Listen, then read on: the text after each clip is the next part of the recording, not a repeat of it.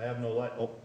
Good evening and welcome to the Chaska City Council meeting for Monday, March 16th, 2020. We'll call the meeting to order at 7 o'clock. Will you please stand and join me in a pledge of allegiance? I pledge allegiance to the flag of the United States of America and to the republic for which it stands, one nation, under God, indivisible, with liberty and justice for all. Thank you, everyone. I think you can see that we're in a little different configuration up here tonight as we're trying to do our best to follow the social distancing. Our staff that's normally up here is now in the audience, so we'll have them either talk loud or get close to a microphone when we need to call on them. And obviously, if they're presenting, they'll be at the podium. So, Nate, will you please call roll? Councilmember Hatfield. Here. Councilmember Hubbard. Here. Councilmember Wong. Here. Councilmember Grau. Here. Mayor Winchell. Here. All right, moves us to item 4. Are there corrections or additions to the agenda? We're adopting the agenda. If there are no corrections or additions to the agenda, I'd entertain a motion to approve. So move. Motion by Councilmember Wong. Second. Second by Councilmember Hubbard to adopt the agenda. Discussion. Hearing none, all in favor signify by saying aye. Aye. Opposed, same sign. Motion carries. All right, tonight we got some things I'd like to make, just talk a little bit about what's going on in the world a little bit as we know it. It's probably already changed since I left my house and came here again, but I do want to talk about, we're going to have our fire chief, emergency manager, Chief Wiebe, kind of give a little discussion on what's going on, and I just want to go through some things. So, good evening again.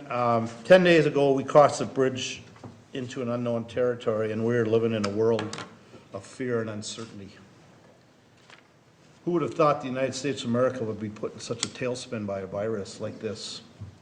I think by now the words coronavirus and COVID-19 are just part of the everyday conversations, every piece of news that we see on paper and TV and social media.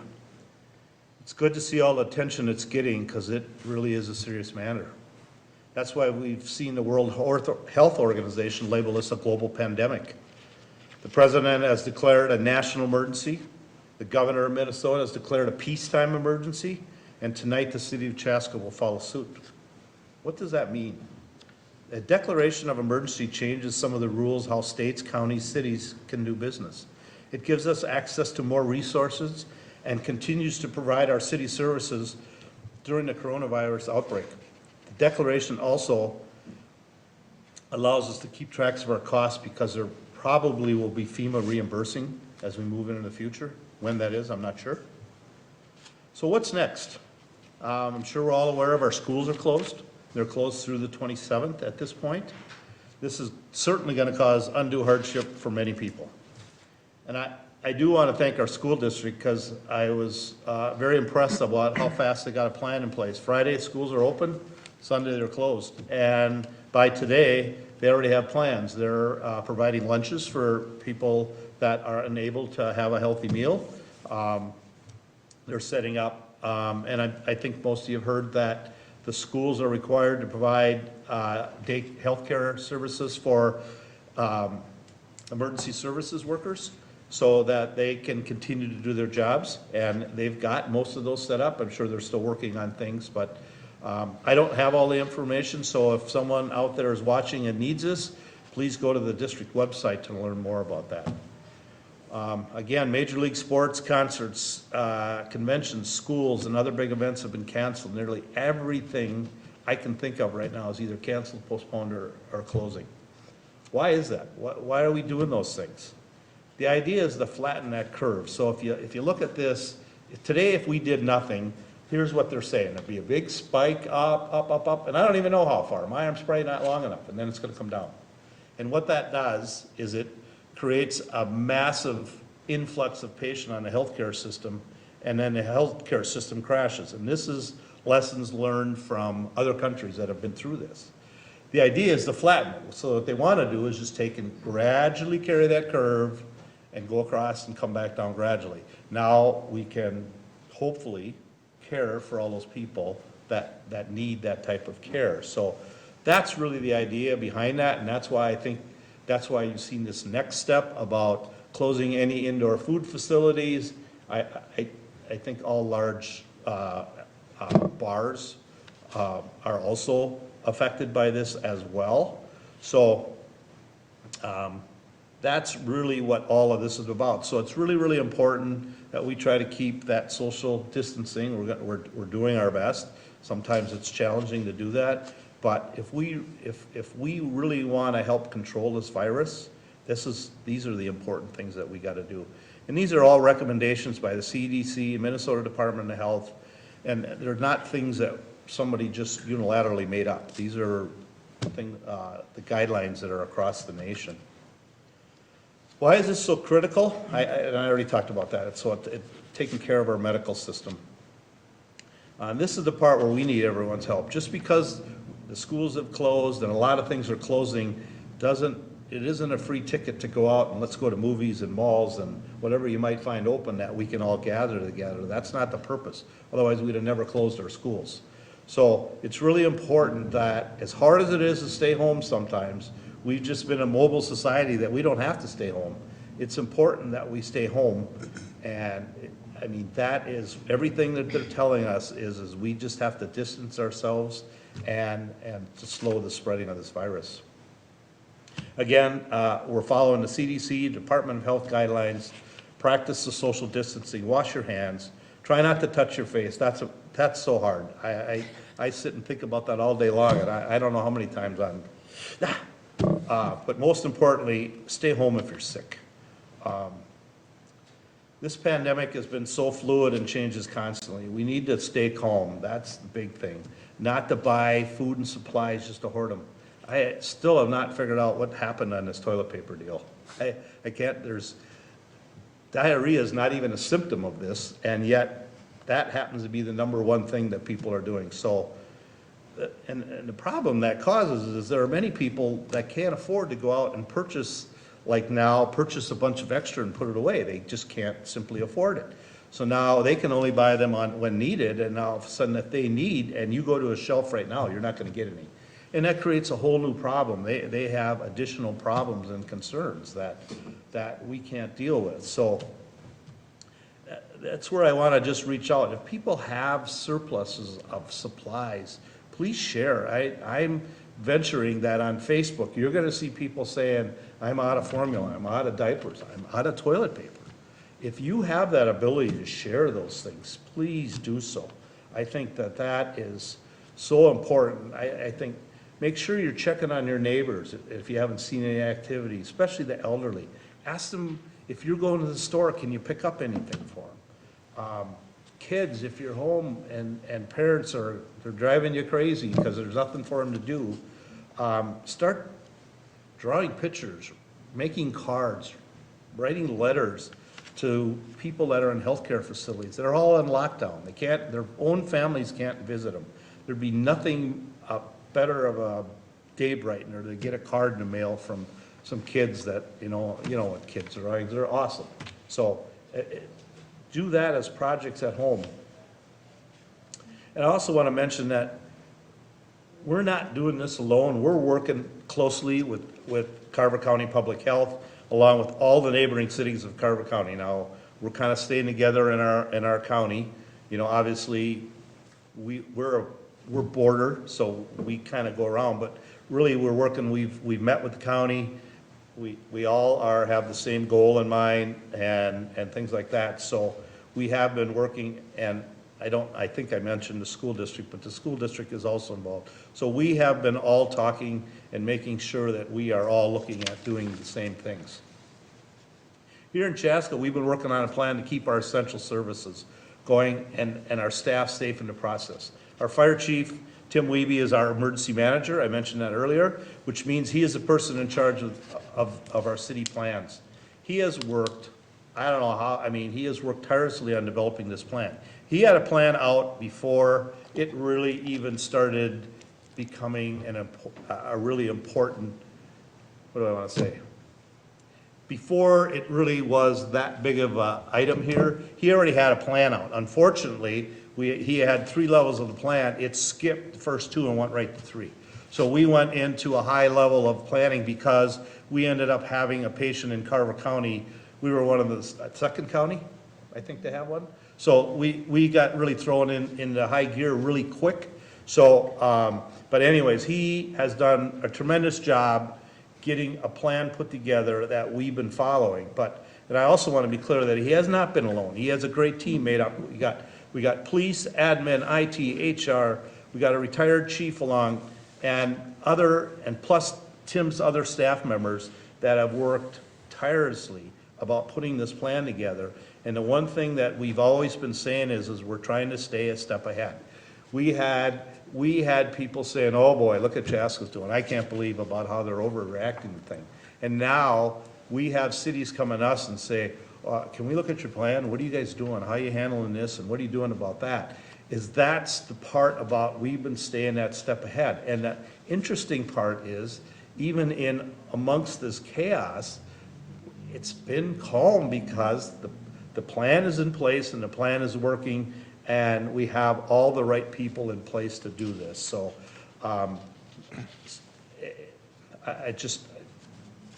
it's awesome about how things have been put together. And the hardest thing about planning this pandemic, is there's not a blueprint. We can do floods, we can do hurricanes, we can do tornadoes. Because one, there's an end result. We always know where that is. We don't know where that is today. So it's really a challenge what we have to do. And like I've said, I don't know how many times, we had a meeting this morning, and we were in pretty good shape. There's been 2 press conferences, and a lot of those things changed already. So that's the thing that makes it really, really hard. And I was just going to say, our department heads, we met this morning and laid out all those things where we want. I kind of talked about it earlier, is the department heads are going to go and talk to the departments. Who can work from home? Who needs help with daycares and things like that. So we're gonna get all that, and the other thing that we're trying to do is now, we're gonna have some maybe excess people in one department and not so in others, and we're gonna try to cross-train people. So if somebody, we've been really fortunate, we don't have anybody there, but I think that's just sitting out there looming, and people are gonna get sick, and we're gonna have to make changes. Again, we are so blessed to have such a great group of employees from top to bottom who have already demonstrated that they are willing to do whatever it takes to get their jobs done. I'm so very proud of the amount of work and the procedures that they put together in such a short period of time.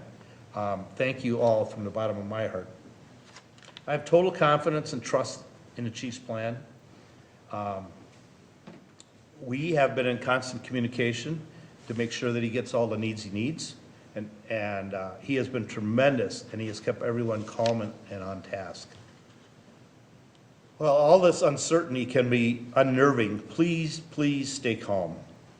We've always prided ourselves on being the best small town in Minnesota and a community that takes care of each other. If there ever was a time that we need to come together, it is undoubtedly right now. Remember that we are all in this together. Help each other out. Check on our elderly, send pictures, cards, letters to the shut-ins. Don't hoard food and supplies. Don't forget about our children. That's the one thing we're kind of forgetting. I saw tonight on the news, there was a nice piece about talking to your children about it. I'm sure if you Google it, you can find it. I'm gonna not try to go into it all, but think about those kids, how scared and confused they are if mom and dad aren't working and stores are closed and things like that. Make sure you talk to them, just reassure them, give them hugs and things like that. But if you're not sure what to say to them, use your insurance EAP. Ask your school counselors, I'm sure there's access to counselors. And don't be afraid to talk to your clergy. They are great resources of help, and especially in times of crisis like this. Our city services and businesses will continue open as long as we have control. Again, I say as long as we have control, but there'll be changes. The fire department, police department, municipal services such as public works, water, sewer, will have controlled accesses to their spaces. Well, this is a change of how we normally do business, obviously. These departments, rest assured, will still be providing those essential services. I strongly suggest you call that department and talk to staff members there on what you need, and they can do that. But just showing up at the door will make it challenging for them and for yourself. So the locations of our council meetings may change. We have some rather large meetings that we anticipate larger crowds at. Will not work in this if we follow social media distancing. So we're looking at, if depending what happens in the near future, those meetings would be held at the event center, so we'd be able to allow more of the social distancing. Excuse me.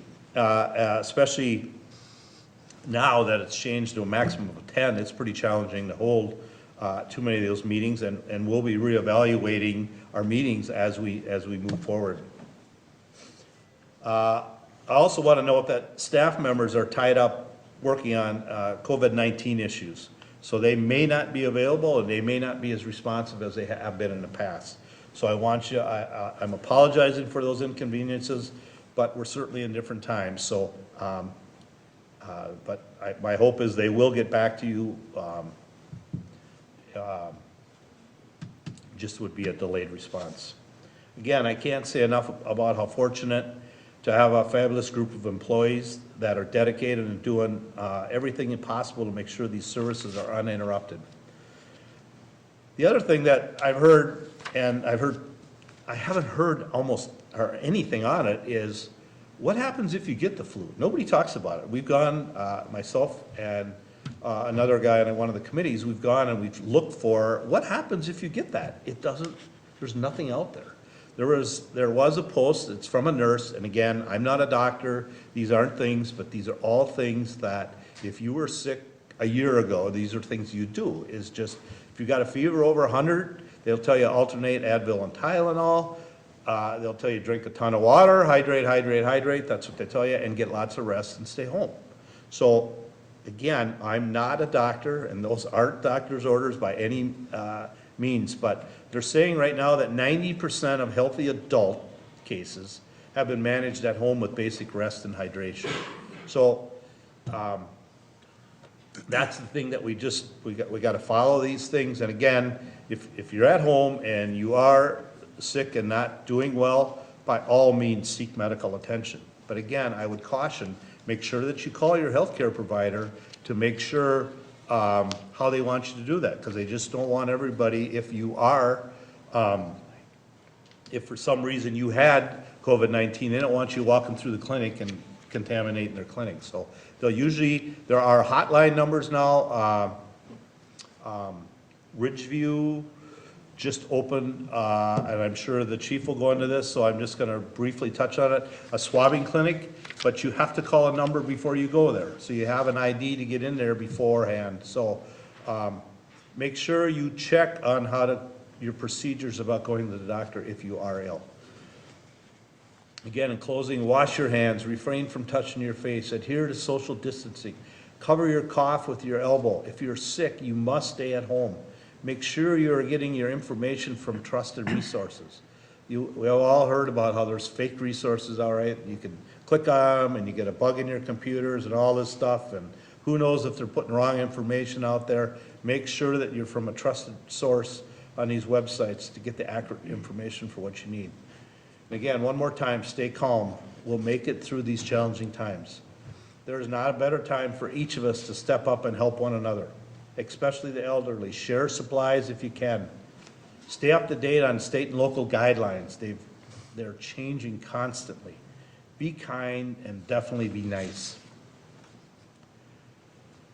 That's who we are as Chaska residents, Minnesotans, and we the people of the United States. We will get through this. We're all going to be better and stronger individuals in the future because of this. May God bless everyone as we go through this ever-evolving, unbelievable, challenging times. Just one thing to think about as I turn it over to the chief. Again, I read this. In the end, it will be impossible to know if we overacted or did too much, but it'll be quite apparent if we underreacted and did too little. So just something to think about as we move forward. So with that, Chief. And council, I don't know if questions or we can wait till after the chief's done and we can go from there. Let's just let the chief tell us where we are as a city. Thanks, Chief. Thank you, Mayor, Council. Good evening.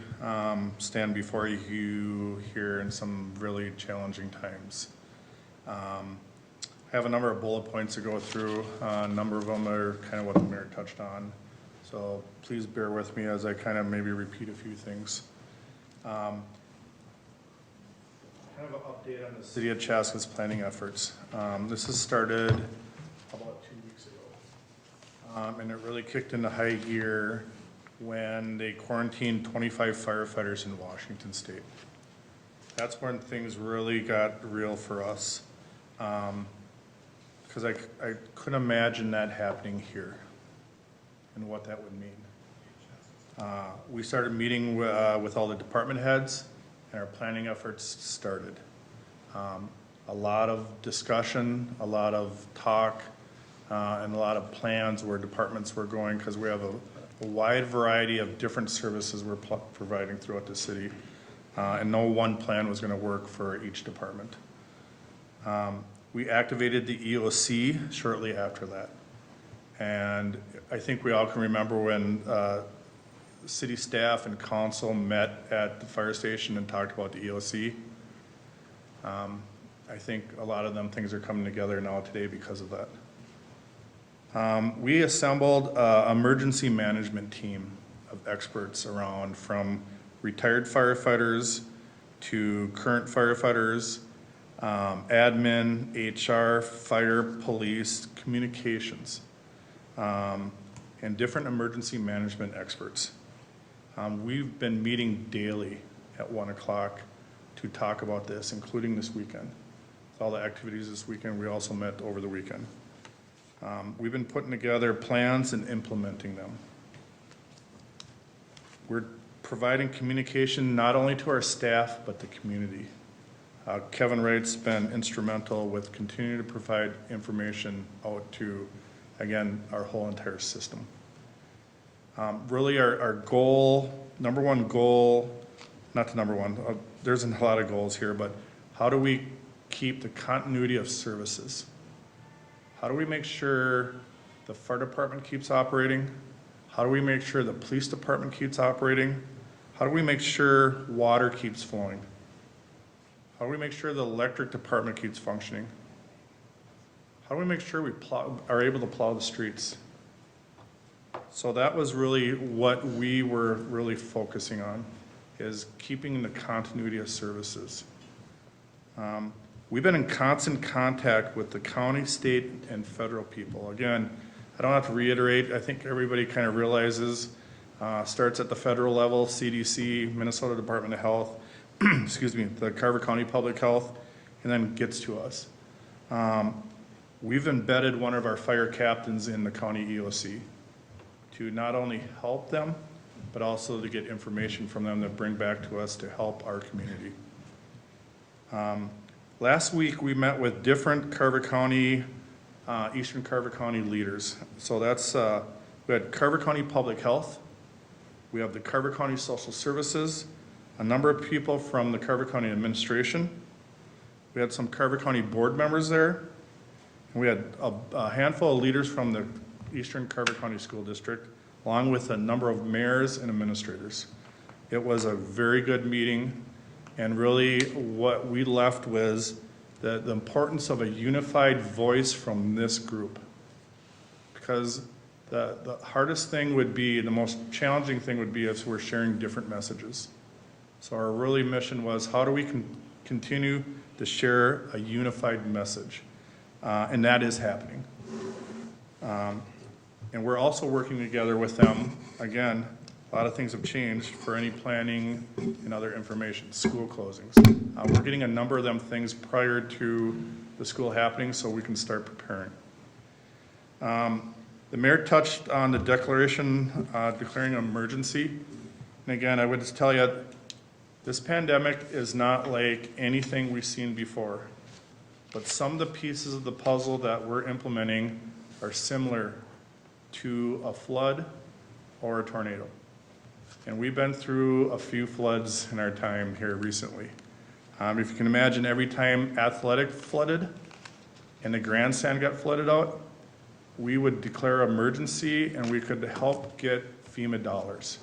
So again, that's where we're trying to get to, is let's make sure our paper trail, our documentation, and we have everything in order if and when FEMA comes to our door, that we will be prepared to help be able to cover some of these costs. The mayor talked about the swabbing clinic. Honestly, I think that's been in the works for a little bit, and I believe an email went out sometime today to talk about the swabbing clinic and the process you need to go through to kind of qualify to go through that swabbing clinic. So again, I would just reiterate to the public listening, is that's online. Make sure you're following what they say. Saturday morning, I sent an email out to our fire department family. So I kind of categorize our fire department family as all of our active members, their spouses, retired members, their spouses, to try to bring some calm. And I thought it'd be appropriate if I just read a few of the lines I shared with our fire department family. We are doing everything possible to keep our staff, families, and the entire community of Chaska safe, while trying to keep some resemblance of normalcy, if that is even possible. I would ask everyone here that we do a few things. Be prepared, but don't panic. Have plans for your family, whatever the situation is. Help each other out. Go shopping for someone. Share supplies. Make sure your elderly family members or elderly neighbors have everything they need. Talk to your kids. There is a fear and panic across all spectrums. Reassure them, we will get through this. And let's be kind to people and help each other out. That's the email I sent to our fire department family on Saturday morning. I think it's also important to point out a few other things. Previous councils and previous city administrators and current councils and current administrators have been very supportive and allowed us to help out with disasters around this state and around this country. Examples are the St. Peter tornado, Grand Forks, Moorhead, Fargo floodings, Haiti. We sent crews to Haiti to help out. Hurricane Katrina, Hurricane Sandy, Hurricane Irma, and what's really close to our home is golf tournaments at Hazeltine. All of these events that we participated and planned for are what's paying off today.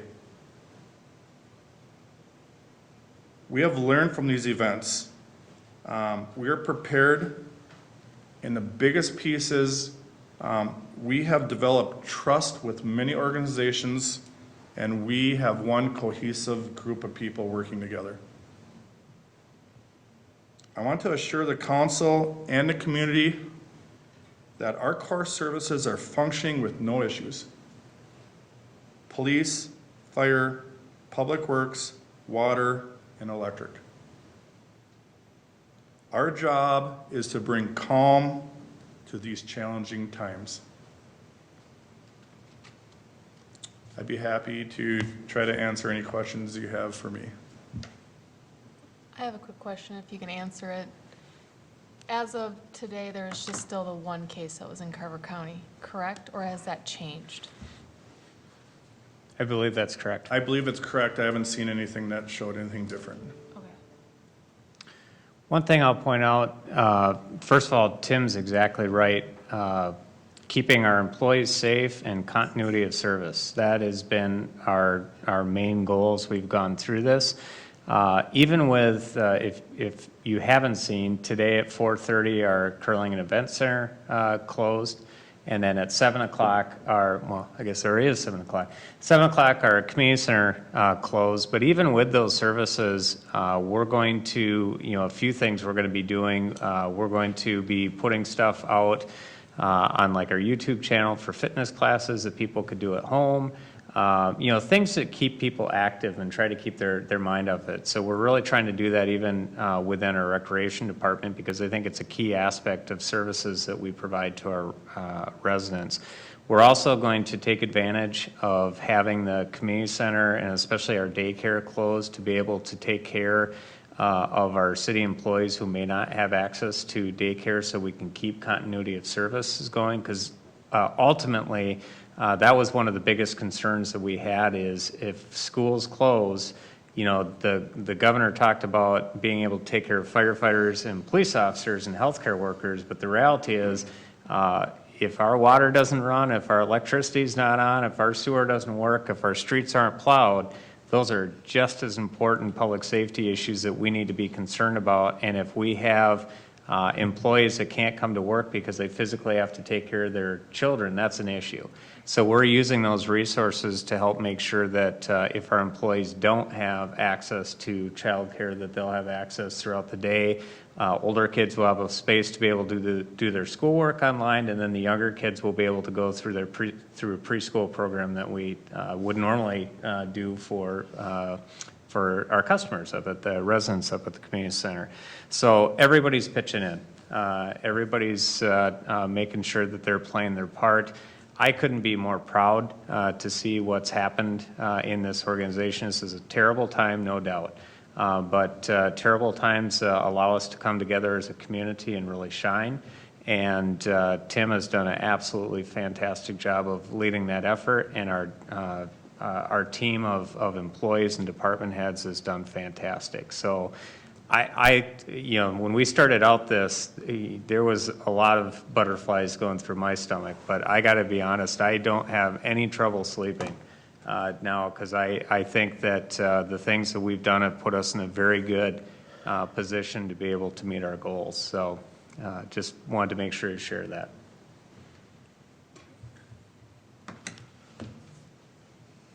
Kind of sombering. It's definitely, it's a new world, and we just got to keep moving forward. Like I said, I agree with Matt's comments. That we feel good. We have a solid plan, and we're keeping moving forward. We're trying to keep that 1 foot in front of everyone who's ever coming at us telling us what's next. We're trying to stay ahead of that. And I tell you, right now, we've been spot on, and it really makes you you're not full of that anxiety because you're not certain, because it's there, it's in place.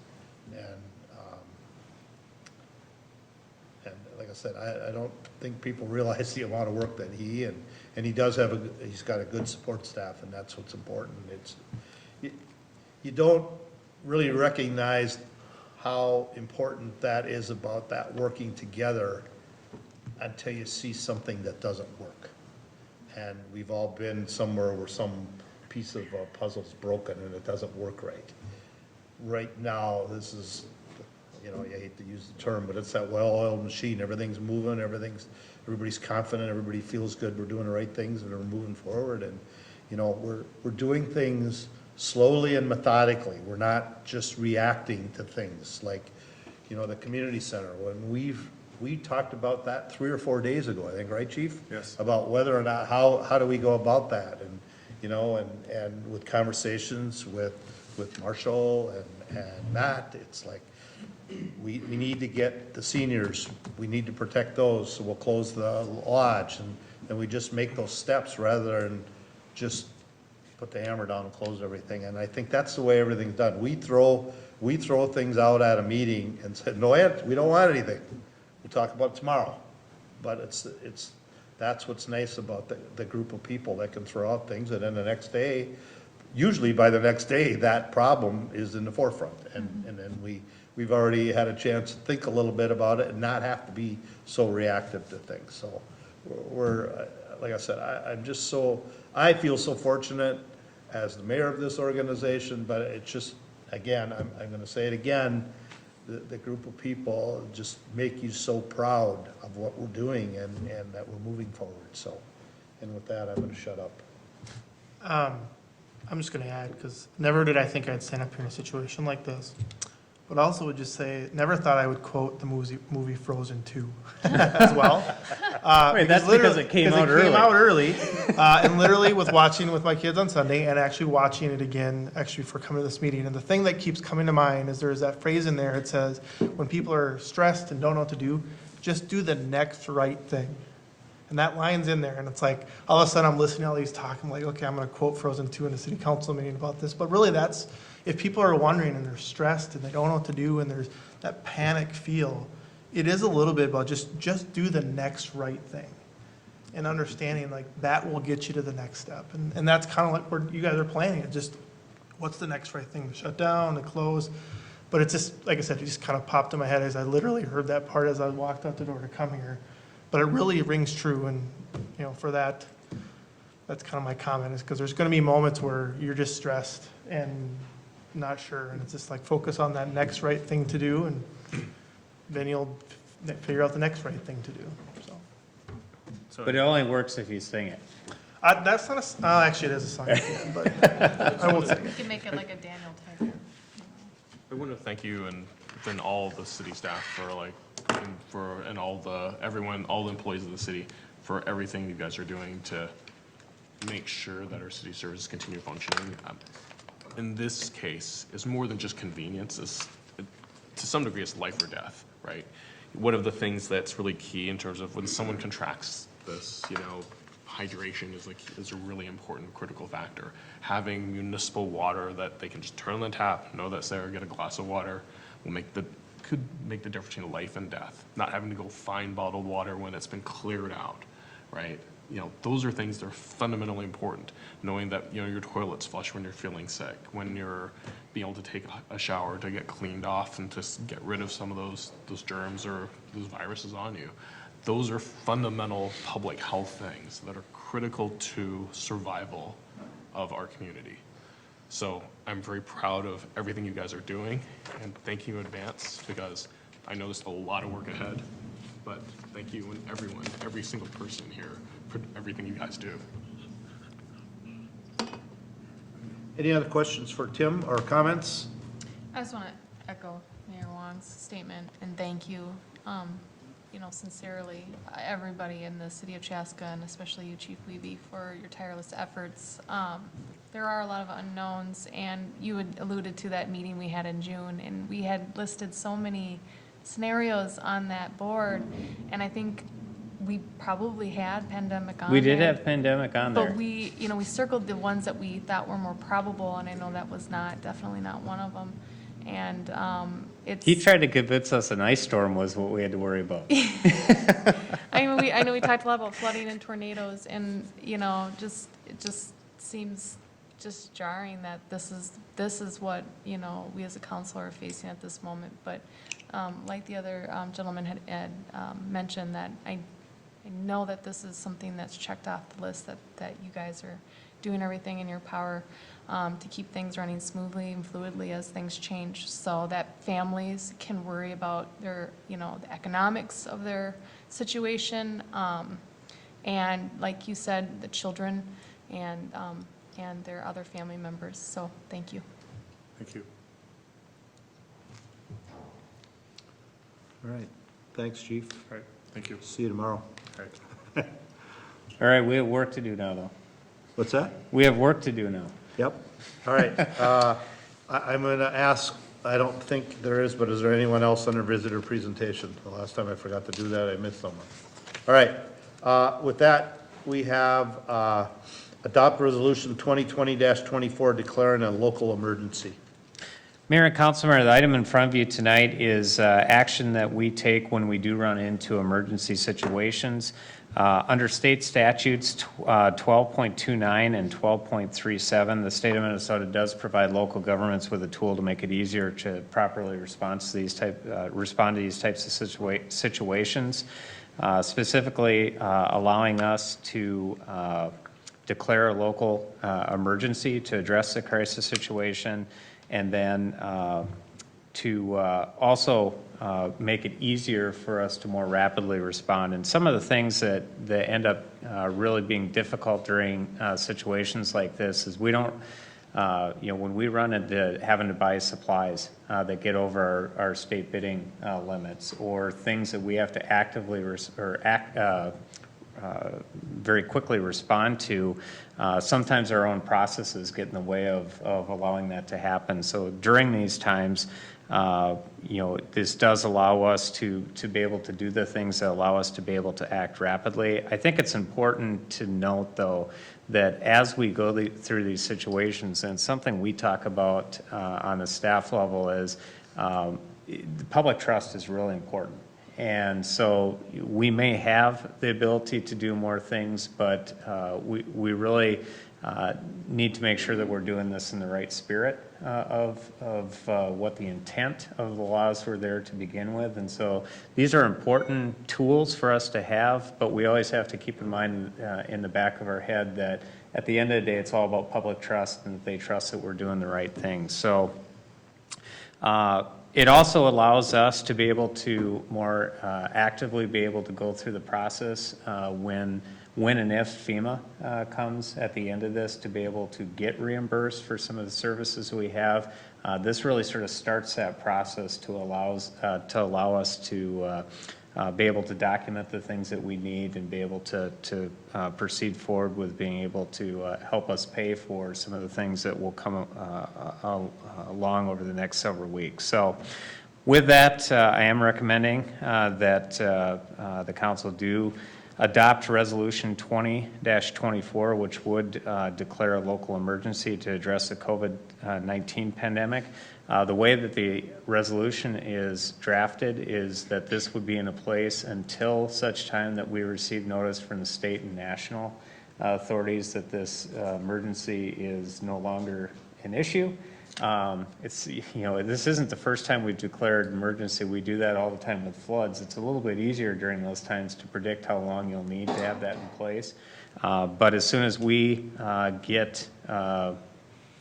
comfort that we don't need to be in an emergency anymore, we'll bring an action item back to the council for you to officially end that. So hopefully that's sooner than later, but we'll turn to our state and federal partners to understand that. So if you have any questions, I'd be happy to answer any. Okay, I'm seeing none. So what I would need here again is a motion and a second to adopt resolution 2020-24. I so move to adopt resolution 2020-24. Second. So I have a motion by Councilmember Wong, second by Councilmember Gra. Jeez. Discussion. Just a quick comment. One of the things that I think one of the things that we do really well here in Chaska is very frugal and shrewd city planning in terms of budgeting.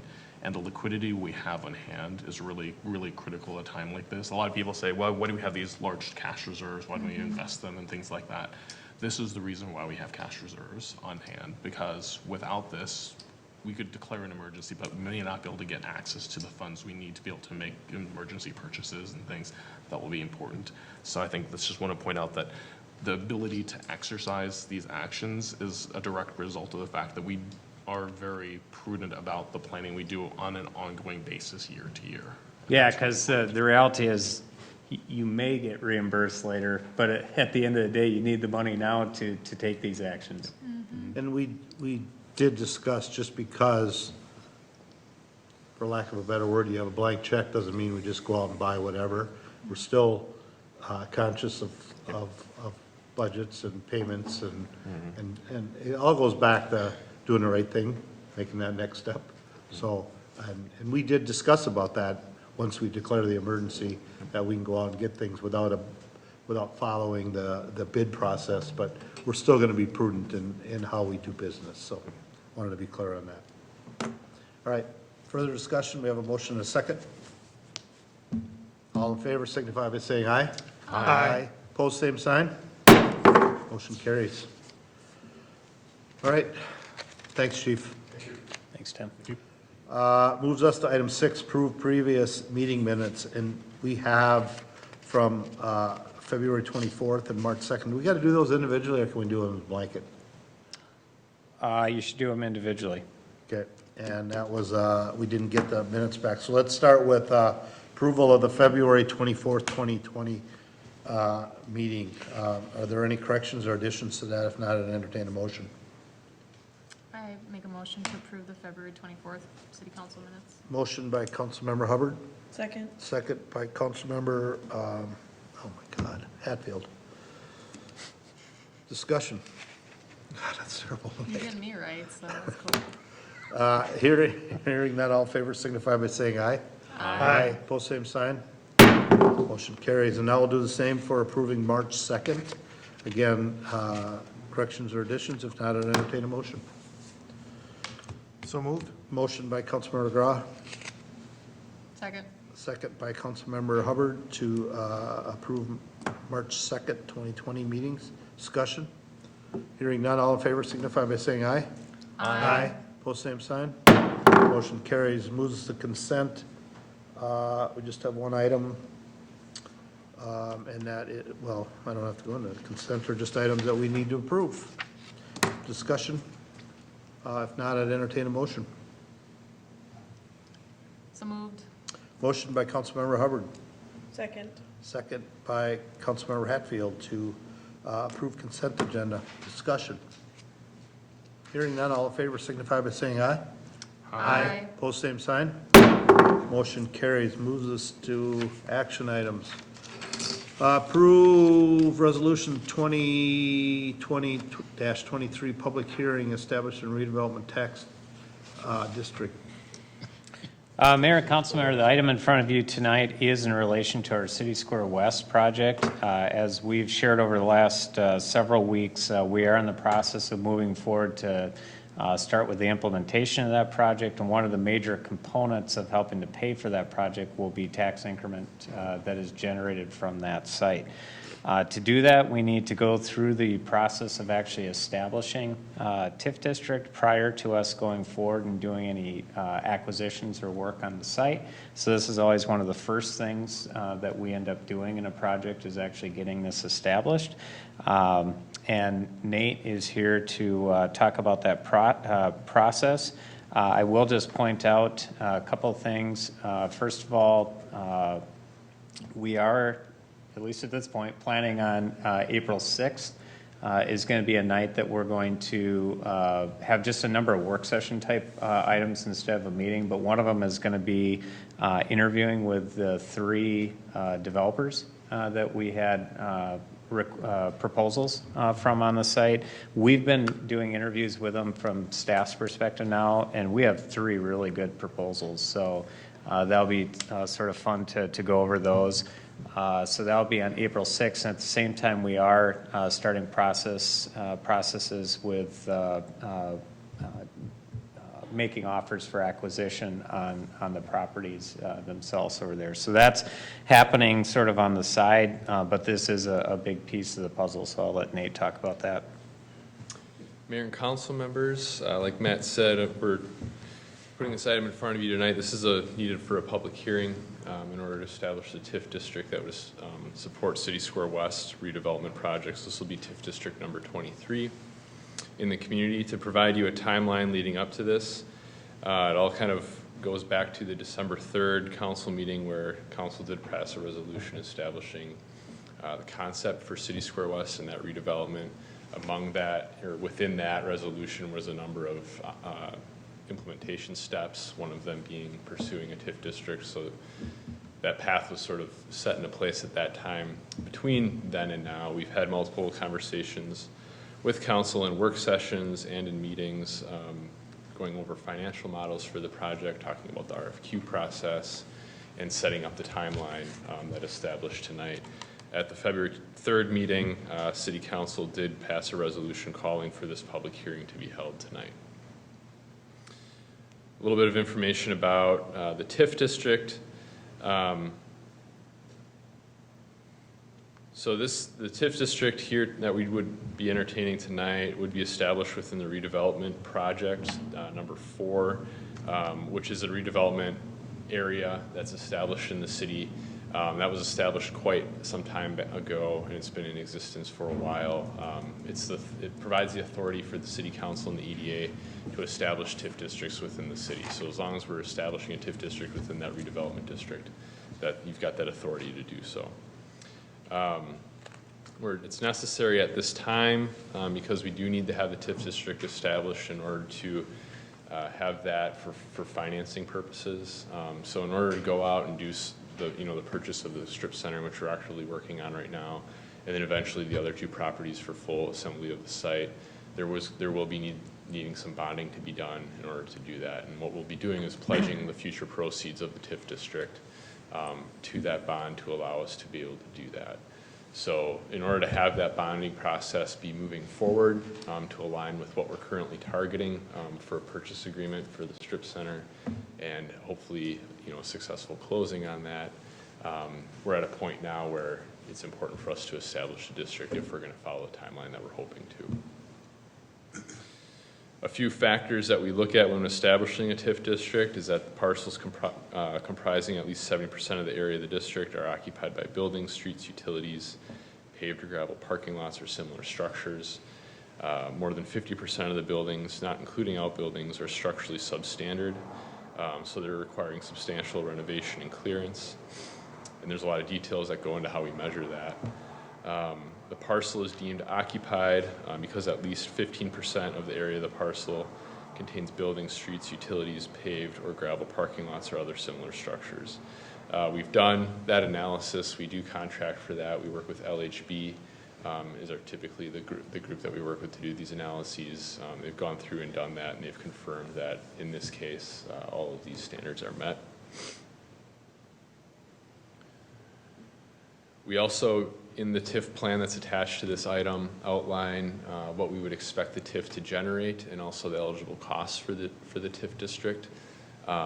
Site assembly is among the eligible costs, also public infrastructure, parking, and some of that other work that really goes into site prep. So typically the rule of thumb or the general thing that we say is ground down type expenses is what a TIF district is eligible to support. In this case, what we're saying is that the estimated public costs for those eligible items would be up to $10,190,089 to be specific. So that's the number. Excuse me? 89. Yep, 89, not a dollar more.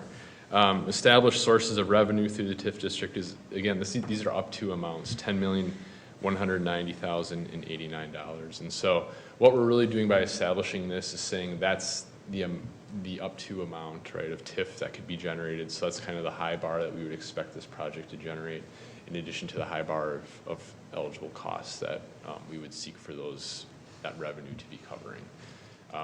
The reality is that we've got a lot of planning and a lot of work to do to understand what the specifics on the ground will be. And so it may not end up being 89, it may be 87 at the end of the full number.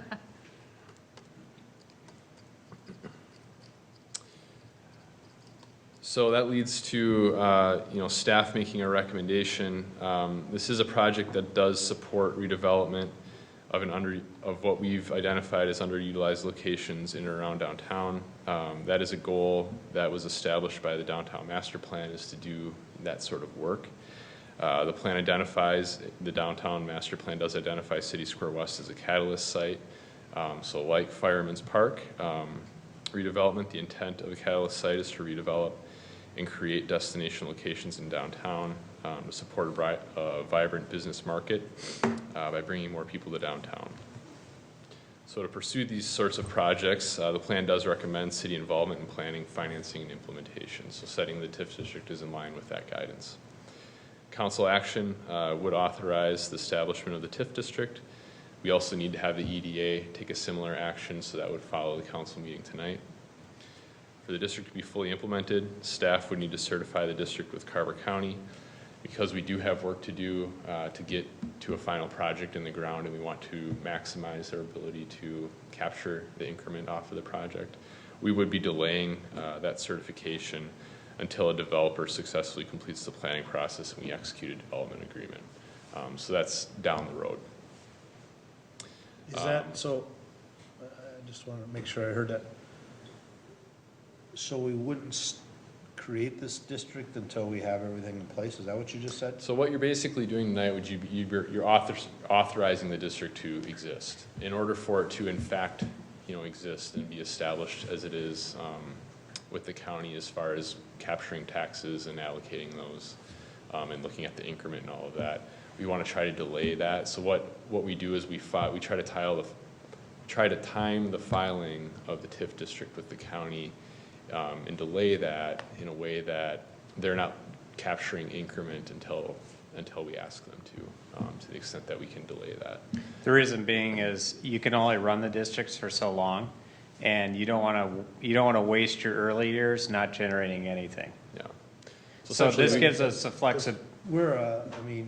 We've got a fair amount of work to do. Yep. Oh, yeah. Yep. No, this gives us More the of just flexibility. getting the ball rolling and make sure we got it. One, it gives us flexibility to certify it with the county when it makes the most sense. So if we want to make sure that we can get a TIF district established and go through that process, but then certification is really just the technicality of when do we want that increment to start. We don't want that to start until we absolutely have to. Mm-hmm. And we have this discussion every time we establish a TIF district. So, like the brewery project had one, Hotspot had one.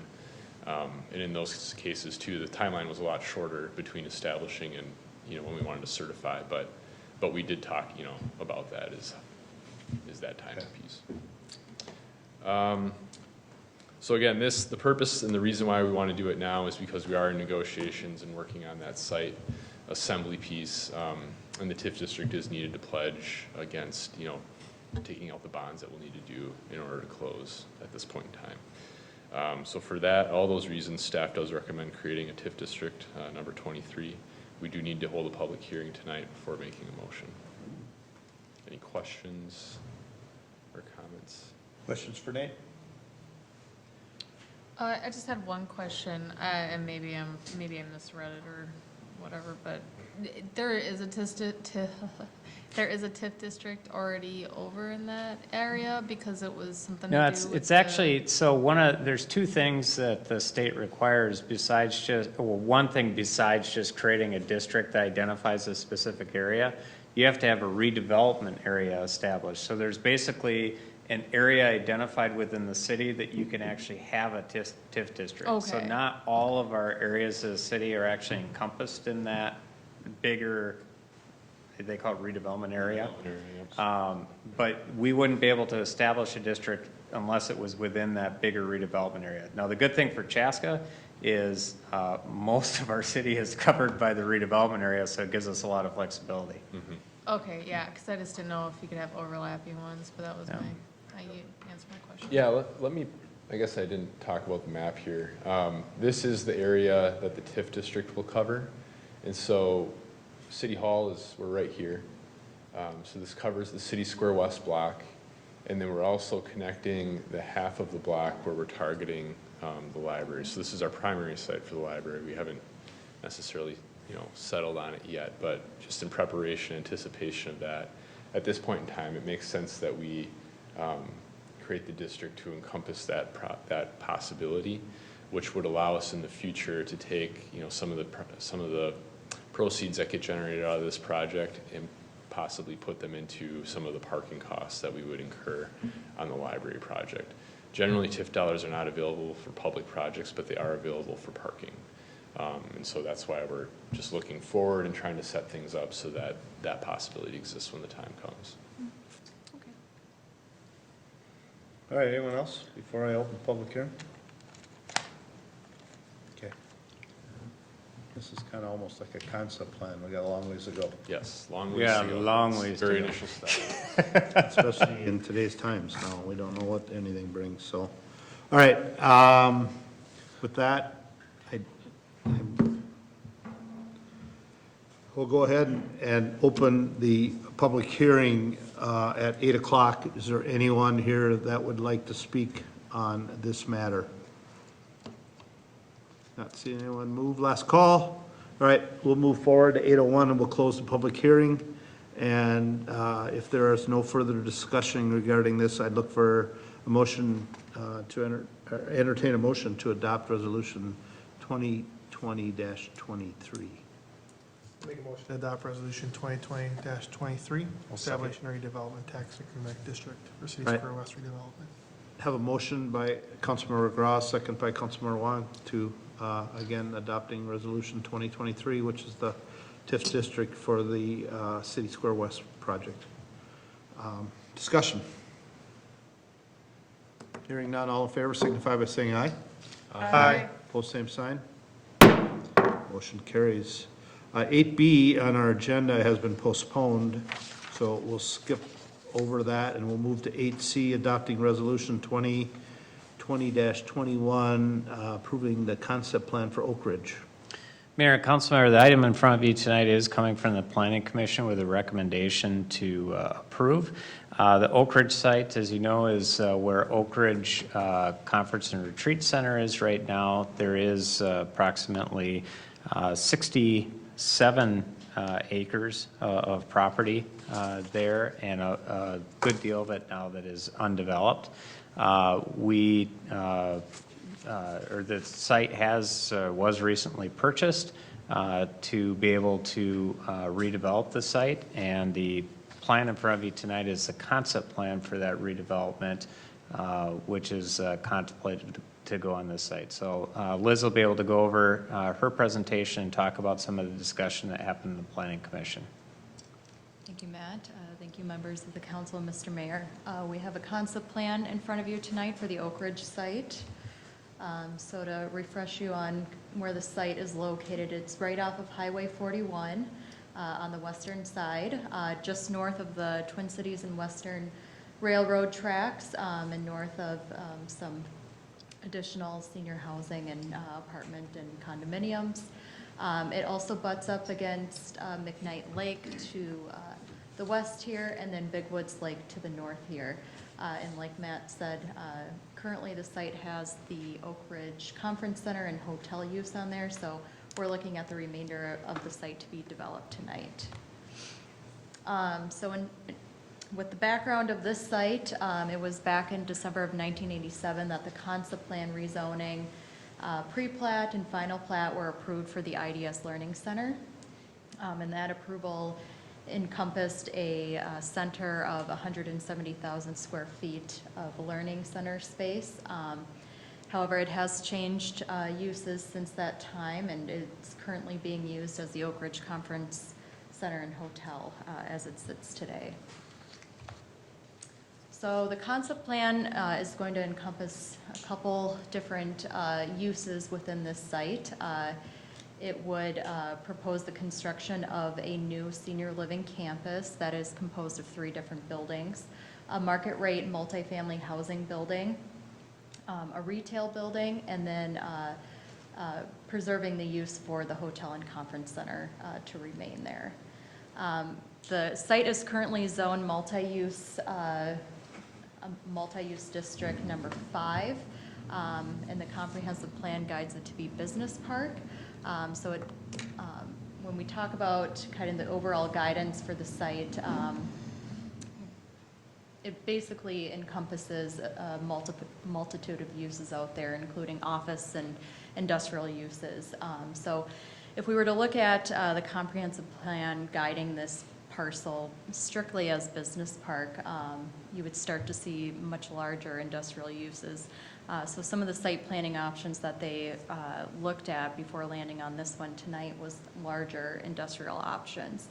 They did kind of stray away from that to propose kind of a site layout that would be more compatible and complementary to the hotel and conference use out there today. So they did venture over into a more of a residential, multifamily residential and retail use, particularly to be more compatible with the hotel use and to be compatible with the natural features that are out there.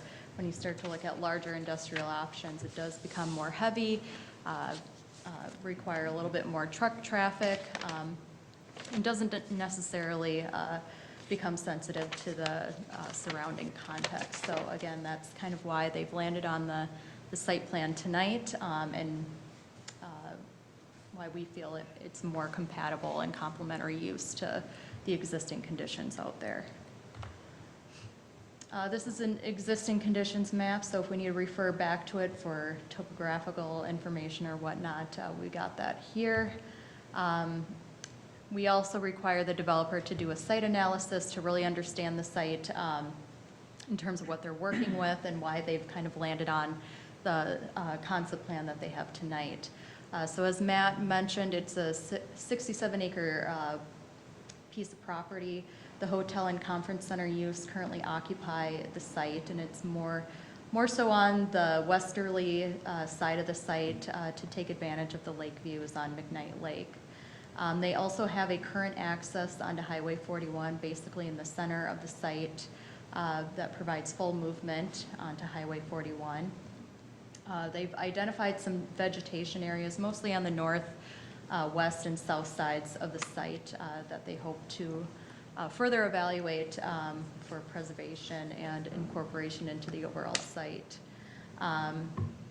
The lake also has pedestrian trails that run along McKnight Lake, so it'll be important to show how this overall site can connect into that system there. None of those trails go around Big Lake though, right? Big Woods Lake? No, they do not.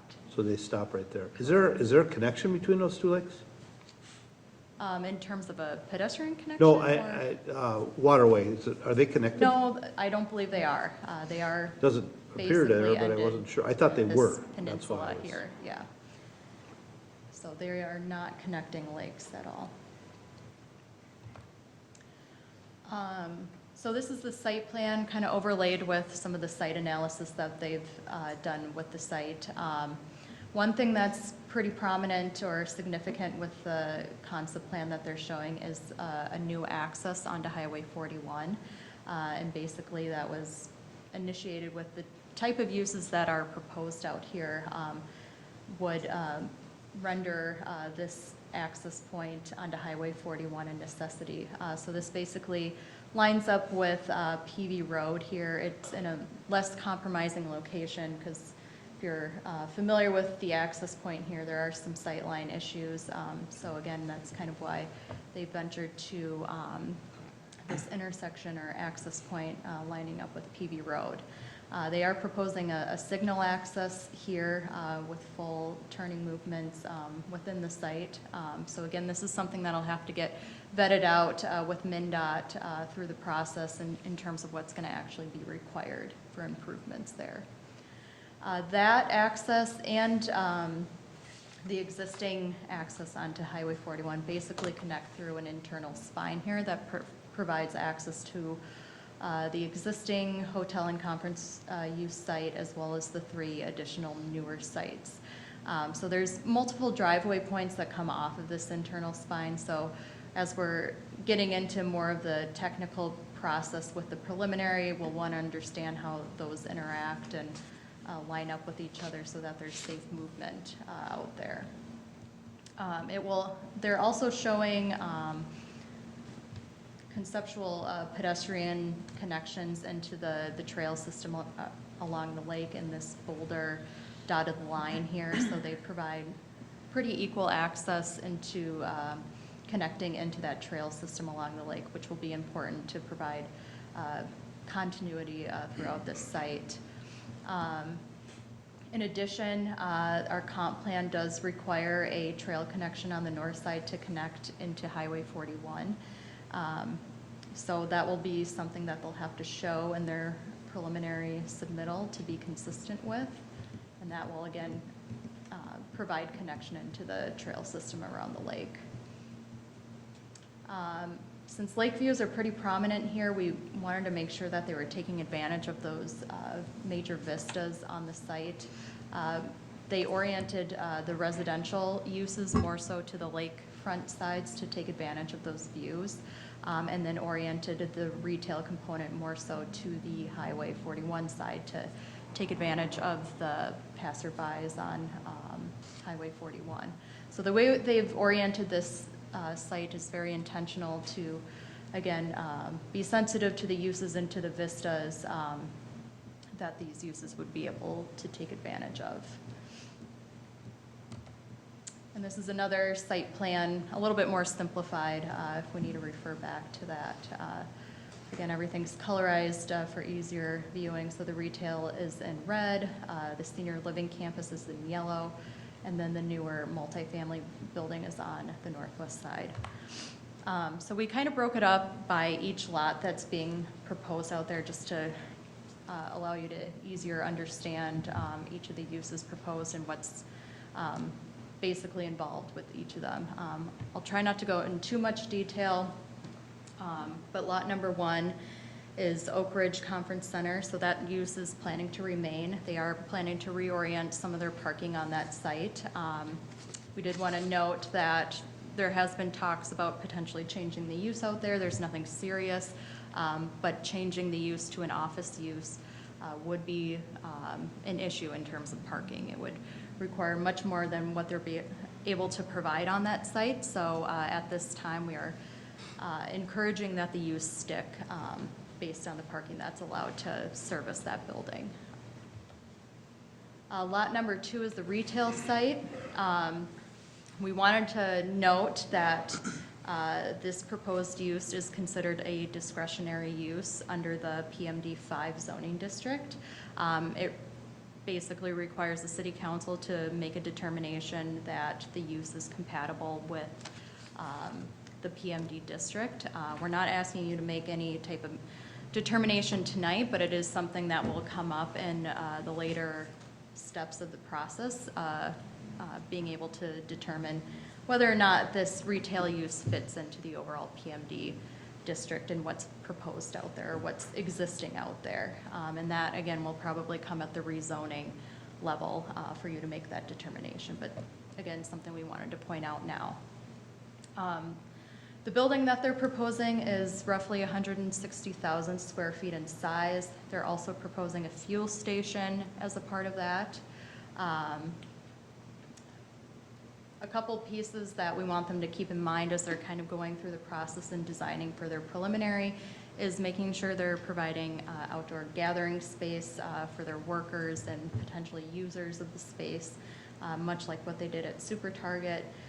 Also being able to address the screening and articulation that you see on Highway 41, given that it's a very highly visible area. They'll have to work on what they're able to provide there. And that will also encompass what they're able to do with the loading dock. There's a proposed retaining wall there, so there's a multitude of factors that they'll have to understand on that edge abutting Highway 41, but also internally as well, what they're able to do with screening. We'll also have to understand their parking requirements, which also instills planting island requirements as well, and then their cart corral situation. So again, all these details will need to be vetted out during the preliminary process. Do you want questions now, or you want to wait and go through the whole Yeah, thing? no, that's fine. Can you go back to the aerial of that? This So, one? where would be the front door to that? I mean, I know this is concept. but Yeah. Where are they looking at? As of There? right now, Okay. it's kind of where that I diagonal was thinking it piece is. was that other side, and it just didn't make sense to me, but Yeah. that's not my deal, but I was just wondering, it didn't look right. Is there, and I don't know if the fire department has looked at this, is there any concerns about the fuel station down so close to the lake? And do they have to do any kind of provisions when there's fuel that close to a lake? Yes, we'll have to understand how it relates to some of our underground well systems. So If that's- that will be something that we have to understand fully in the Right. preliminary, yep.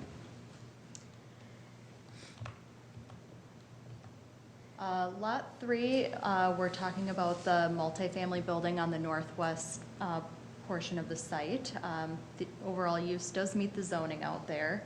As of right now, they don't have an end user identified for this building, so again, it's still kind of push and pull right now. But in this concept plan, they are showing a 3 to 4 story tall building potentially on that corner with about 150 to 160 units. The relationship to the lake and the pedestrian trail will be important and something we'll address later on, which also encompasses the design and the materials of the building. They will also have to provide usable open space, which is required of multifamily buildings. So again, being able to take advantage of kind of the unique asset of the site, and if there's potential to maybe do a rooftop amenity that has seemingly worked quite well in other locations like Lake Jonathan Flats, would be an opportunity for them to start to meet that requirement. And then lastly, from a high-level perspective, the parking that they're proposing in relation to the amount of units they're proposing creates a huge deficit in terms of meeting our parking code. So they're showing a deficit of 123 stalls, so that's very alarming to us and not something we would take lightly going into the next stage of everything. So again, we've kind of advised in this initial round that that needs to be significantly looked at. Is that all private streets in there then? Yes, the way it's proposed right now, although that could be a discussion on ownership, so. So, obviously, there's lots of work to do with a 123 stall deficit. I mean, that's, This one, there's a little bit more moving capability on it because they don't have an end user identified, so I think, again, they're just proposing kind of okay. the biggest result right now. But at this stage in it, it's definitely an issue and something they'd have to address. Question. So in order to meet the 123 stall requirement, if by removing units, how many units would that be down to? So we require 2 parking stalls per dwelling unit, so that's about 60 units. So about down to 100. Down to 100? Yes. Okay. Yep. And in comparison, the Lake Jonathan Flats building on Lake Jonathan is 117 units, so, About the, so it'd be a little smaller than that to Yep. meet the parking requirement if they were to downsize it. right. Okay. And then lot 4, we're talking about the senior living campus. So this one actually does have an end user identified. United Properties is the proposer or developer for this lot in particular. They're actually able to do something pretty unique and exciting on this site in particular. They offer 3 different types of senior housing type living, but they haven't been able to group the 3 different buildings together before. So this site actually allows them to basically do a campus layout and achieve the 3 buildings in one location. So they have 3 different marketing names for each of these buildings. The first one being The Point. They're proposing 135 units there, and this would be a senior rental building. So basically a senior apartment for 55 and older demographic. The next building they're proposing is called the Applewood Point. They're proposing 110 units in that. And that is a senior co-op building, so essentially residents would be able to own a share within that actual building. And then lastly, Cherrywood Point, proposed at 120 units, is an assisted living, memory care, and independent living building. So they'll be providing medical services, a plethora of services within that building for people that need a little bit more care. Have some similar comments related to this building like the last one. So their relationship to McKnight Lake and how it's going to be designed is going to be very important. They'll also have to provide a usable open space calculation in their preliminary submittal. For their parking, they're only showing a 25 stall deficit based on the overall uses there. So that's something that we can certainly get to working out in terms of figuring out the healthy balance there. That'd be underground parking? There will be a level of underground. Yeah, because there's not a lot of parking shown on Right. that area, so I Yep. assume most of it was underground. It'll be a mix for sure. This one will have screening not only along Highway 41, but also the railroad side as much as possible. So that'll be something they'll need to start addressing in the next steps.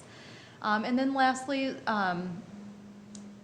we talk about emergency services with these assisted living buildings because with some of the more recent buildings that have come into the city, there is a level of emergency service need that's associated with these. So we did get a pretty good analysis of one of their current facilities in Minnetonka here for their assisted living and memory care.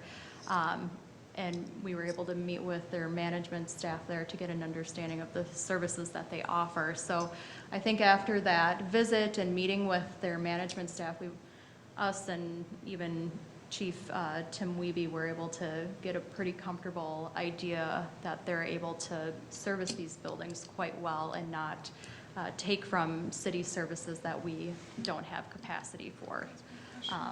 So just want to make that of note.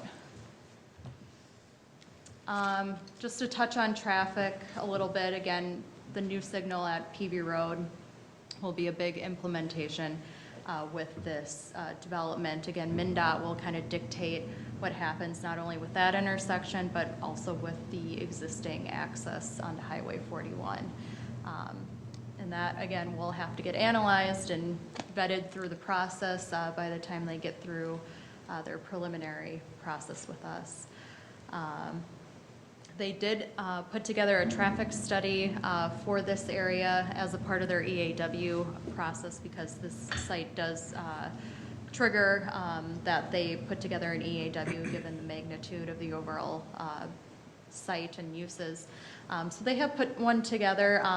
We are asking them to address more of the non-peak generation, specifically from the retail use side of things, because typically those uses generate significant non-peak traffic impacts, so we'll need to have a better understanding of that as they go through the EAW process and come back for preliminary. And then lastly, just a couple other pieces to note. They'll have to meet our building design and materials ordinance. They do plan to have kind of an overall development aesthetic with this development and try to tie it in with the existing conference center building as well. So they're looking at Chaska brick and warmer tones in the materials.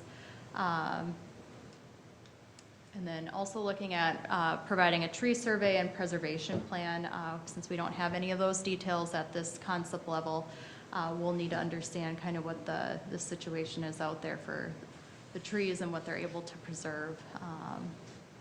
And then the EAW will obviously need to be completed, and a negative declaration of an environmental impact statement will need to be adopted prior to a preliminary plan being submitted to us. So that all needs to kind of go through the process and comment period and get a negative declaration before they can come back for their preliminary submittal.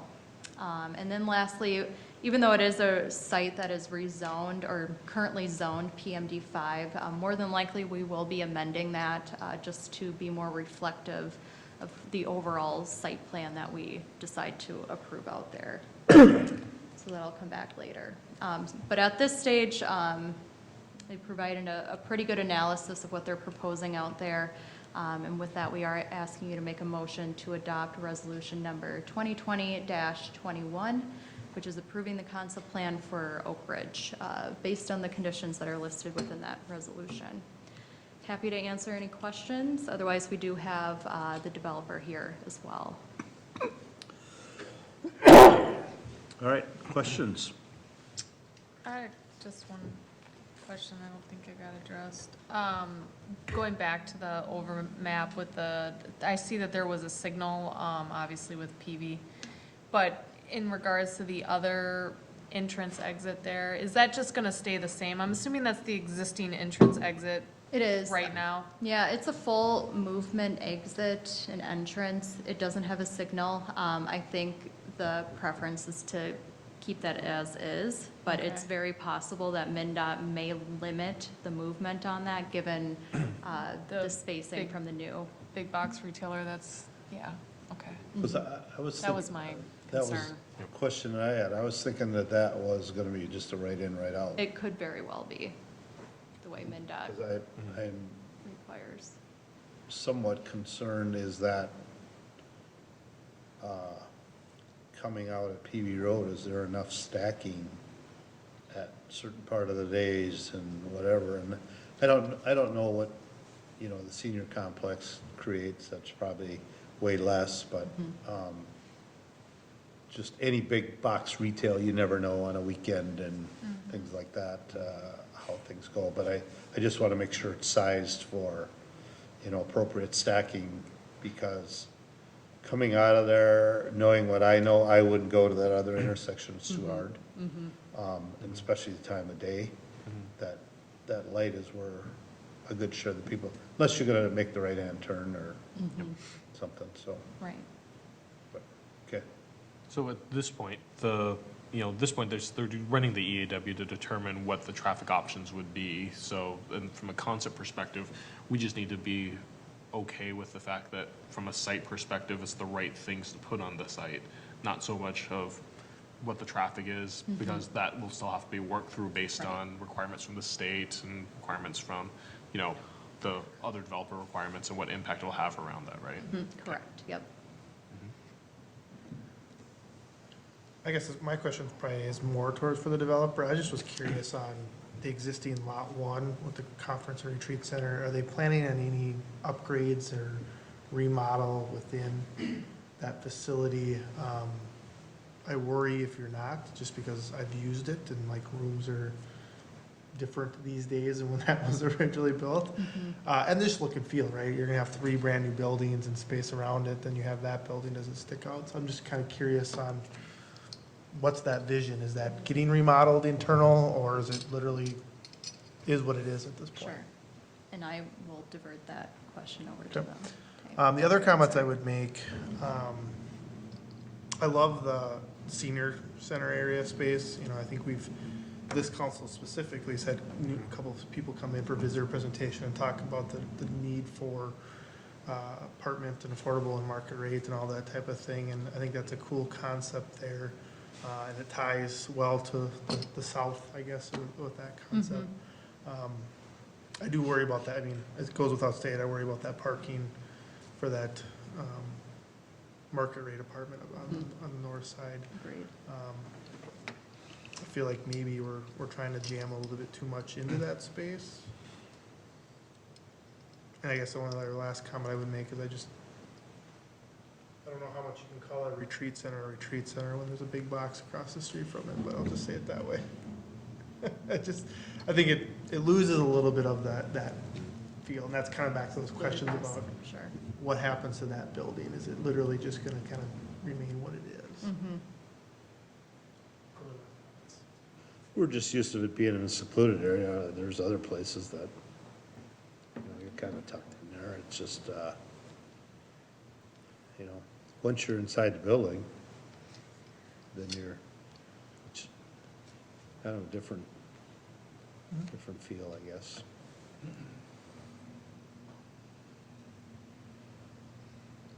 So, you were looking for an answer from the developer then, a little bit?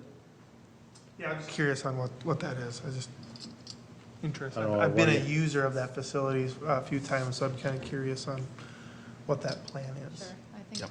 And then and this one, I think I know the answer, but I'm just gonna ask anyway, is that for the multifamily, because the developer hasn't identified, we don't know if it's gonna be market rate or co-op or something like that. Correct, we don't know. I think the way the site is kind of laid out or positioned, it seems to be more appropriate for a market rate apartment, but again, that's kind of up to the developer to figure out what's the most marketable. So the concept we're approving is basically effectively the cap on what it could be. Yep.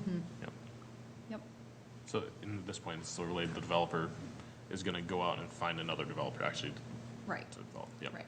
So it's very possible that these pieces might come back in different phases. That's- So in terms of development, like a couple things, so like the timing of the retail, when was the retail they looking at finishing this? I mean, the current world events notwithstanding, what was the plan?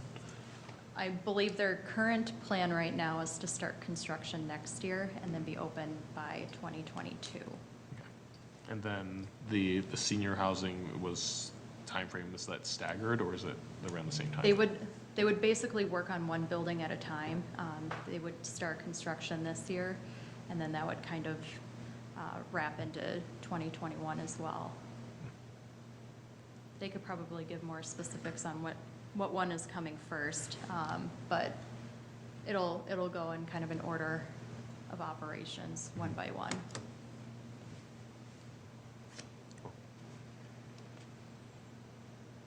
Thank you. I think I'll invite the developer to come up and answer any Okay. other questions you Thanks, have. Liz.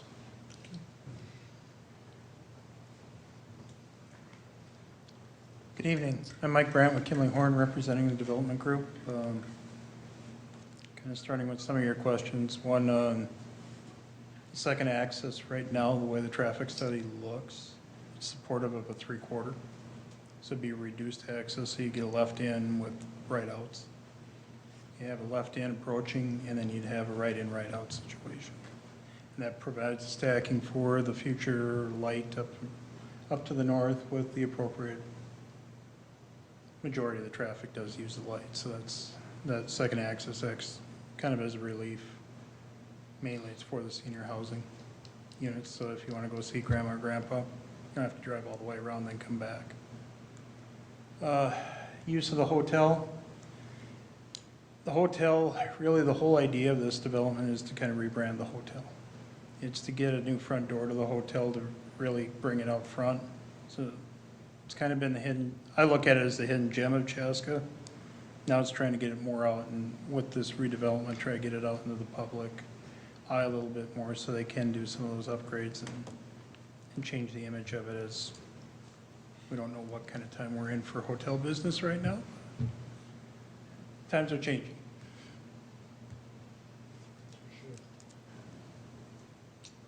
Okay. Other questions for the developer? Again, this is such a 3,000-foot elevation look at it, so it's really pretty preliminary at this point. Didn't realize there was that much land there. I mean, I guess I knew we drove back there, but I've been there many, many, many times, but I don't realize how much land is there until you put Put it down on designs like paper. that on there, and it's like, whoa. Well, and I think there's kind of two phases to that, Mayor, is there's a lot of land there when you put it just 2D.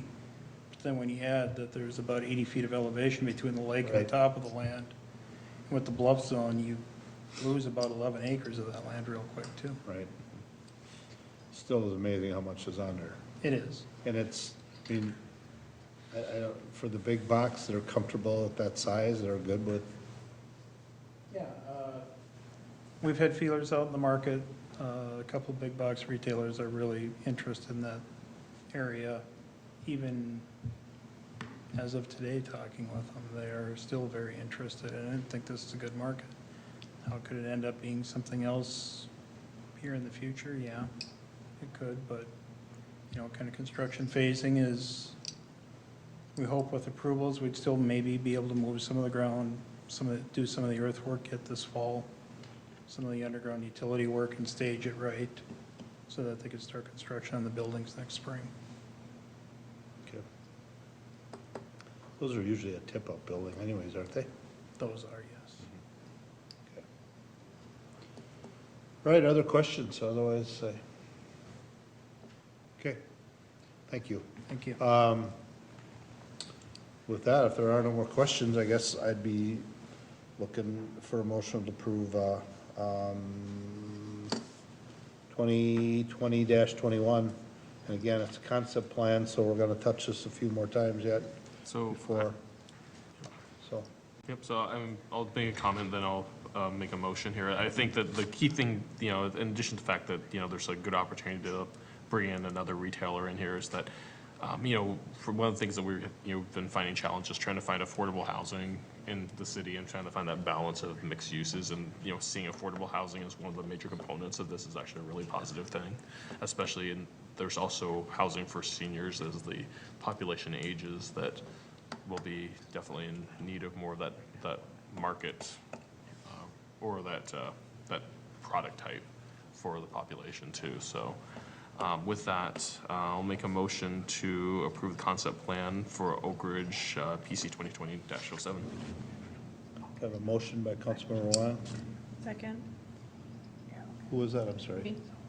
Second by Councilmember Hatfield to approve again 2020-21, which is concept plan on the Oak Ridge site.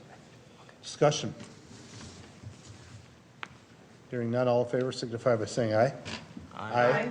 Pose same sign. Motion carries. Thanks, gentlemen. Appreciate it. All right, that is it for action items. We move into item number 9, bills. Anyone? In fairness to you, might steal my one that I want to actually, so I want to go first. My question on bill was page, let's make sure I get it right now, page 3, at the very bottom, Lions Park Shelter Soil. That one seemed, I was curious on what that was about. Yeah, so we're in the process now of, in our capital improvement program is the renovation of Lions Park Shelter. We needed to do a soils analysis on there because the whole shelter is going to get taken down, and we need to understand what we're going to be building on top of. So that's what that is. Okay. That's all I had.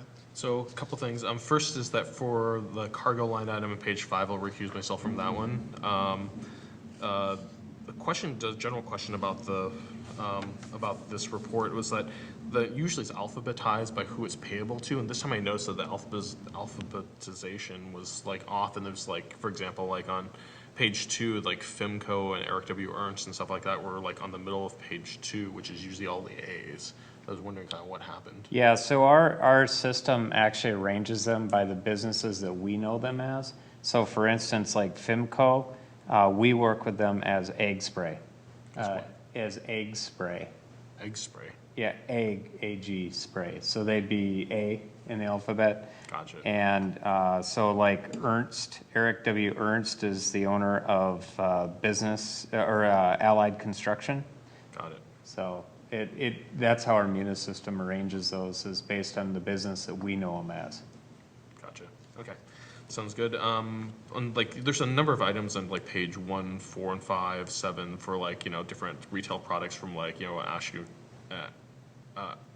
Nuts, Callaway Golf, and things like that. There was just some retail stuff. Now, since this is on public record, where would, you know, I assume that there would be like detail to like what the resale pieces are, because a lot of those are just denoted as like a retail line item, right? Yeah, the challenge here is that each one of those, so this is the resale items out at the town course. Right. And so each one of those companies represents many, many pieces. And so as to cut down on time as far as processing, the invoices over the years, they've gone to just, if it's a resale item, they put it under the vendor. Yep. If somebody wanted to know, they certainly could get in contact with us and be able to see what the invoice is. But it's been more of a processing time issue. Right, which makes sense. I just want to make sure that I'm just asking anyway. So, but there's no invoice number associated with it, so this could be one or multiple invoices for each resale item. Yeah, in fact, we have 100 more invoices coming through the next bill that we have coming through as far as resale stuff for golf. Wow, okay. Season's about to start, Yep, hopefully. hopefully. Yeah, hopefully. So page 4, there's an item for New Line Custom Upholstery. What was it? Was this like a bunch of stuff that was done at the same time? Yeah, it's a bunch of our trucks out at the MSB. All of them that had broken seats all got repaired at once. It says seat repair. Yeah, each one of them was a different truck that had seat repair in it. Right, so they just like kind of came in, did a whole bunch at one time and took Yep. care of it, right? Okay. Page 12, I was kind of wondering, like, it's almost $1,000 for a chair. Yeah, that's actually, it's the office setup for our new maintenance person that would be coming in. So Inturium does all of our cubes and desks and chairs and stuff. So that's one listing of many items that they've provided for that office. So that's literally a chair, or is that really should be like an office? No, setup? that's just the only thing that's showing up on the description. Okay. Inturium does the whole cube sort of setup. Yeah, okay, because I was kind of questioning. It said a Well, chair, I will so, comment that like, I've been a part of having to gamer order chairs, and chairs in office settings are surprisingly more expensive, because it's not like I go to the Office Depot and I sit in my office chair, twice a week.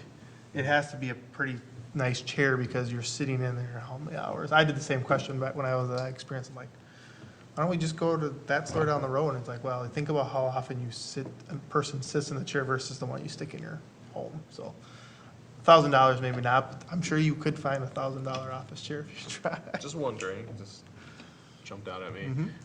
Page 16, there's an item that's Minnesota Department of Employment paying back for Formacoat. And I was wondering, so how is that structured, or how's Yes. that piece arranged? So this is assistance that we received from the state, and so basically, we end up being the conduit for that assistance being paid back. So basically, they provide a low-interest loan. On the 5th of each month, they make a payment on that loan, and it goes for 70 months with the last payment in 2026. So they make the payment to us, we make the payment to the state. Okay, sounds good. So that's just basically for that financial assistance, so it's just a pass-through. Yep. Okay.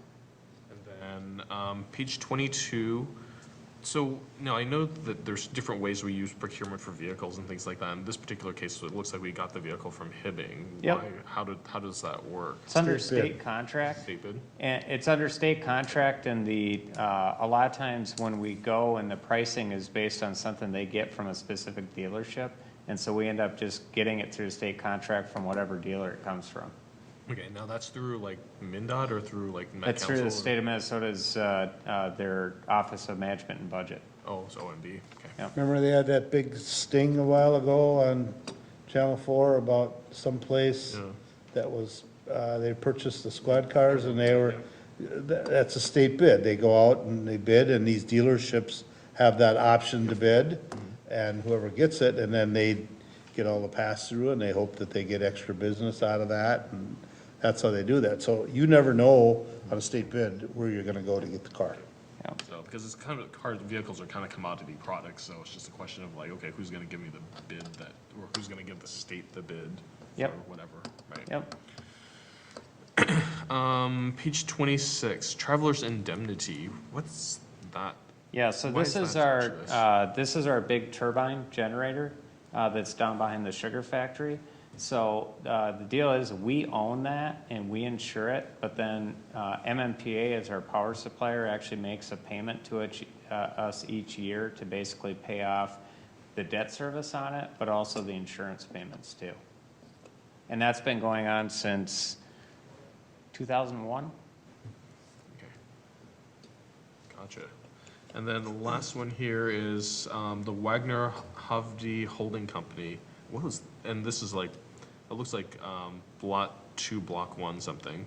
Yep, so basically the lot that's in between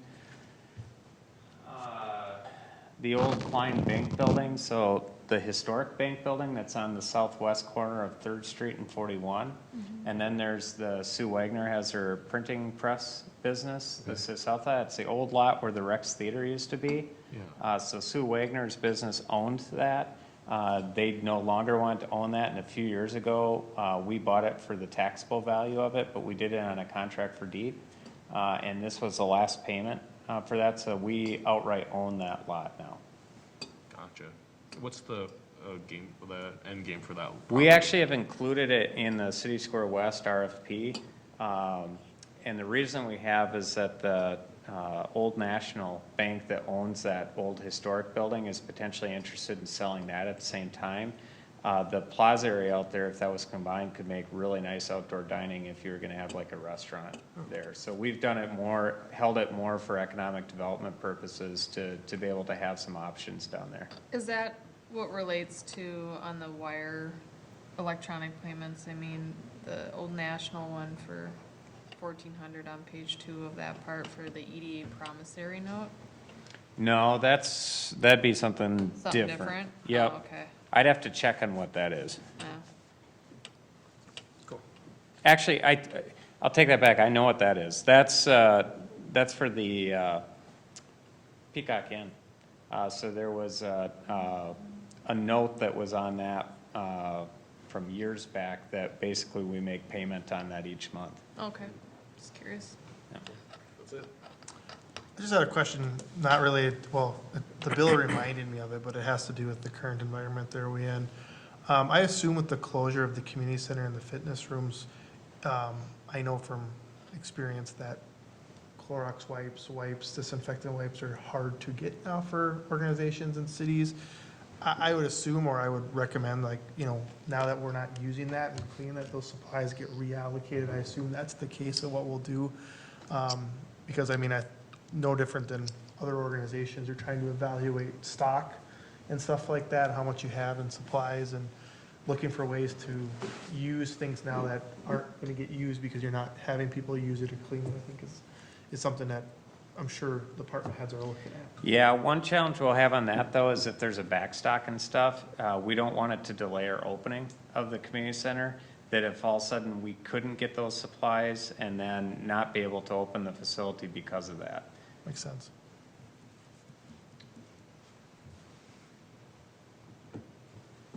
I just have one in regards to, well, it's back on page 6, but it's the Chan Hockey Association.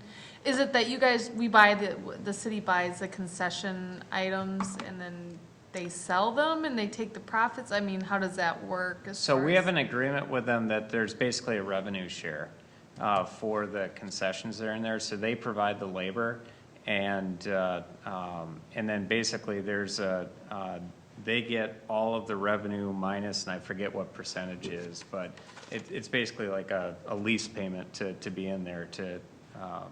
So it's a revenue share thing. It's a partnership we've had with the Youth Hockey Association for probably 30 years. Sure, okay, Yep. just was curious. Yep. We do the same thing with the school district with ticket sales. So with the high school league, hockey games have ticket sales, and so we have a cost share agreement with them too. Sure. Or revenue share agreement.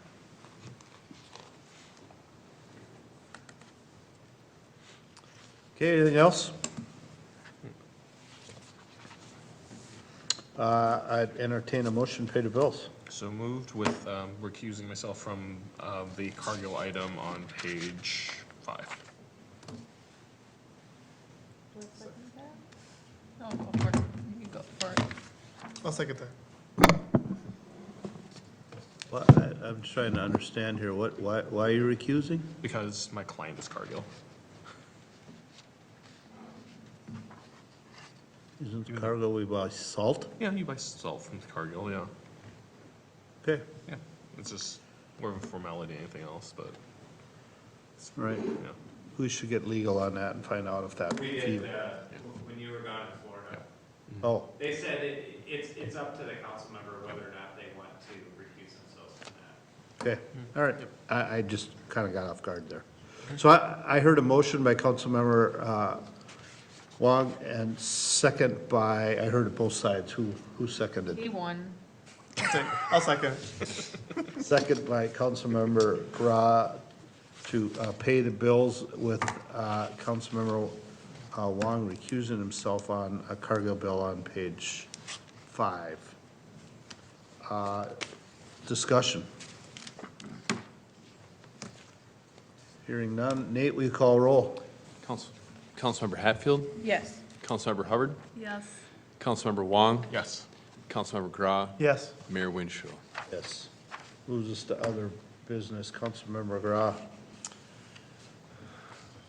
You know, I just echo and I appreciated what you said to start the meeting, and really that's kind of what I'd echo, is just continue to be nice to people, look for ways to do the next right thing, and, you know, I think understanding that the city is acting appropriate.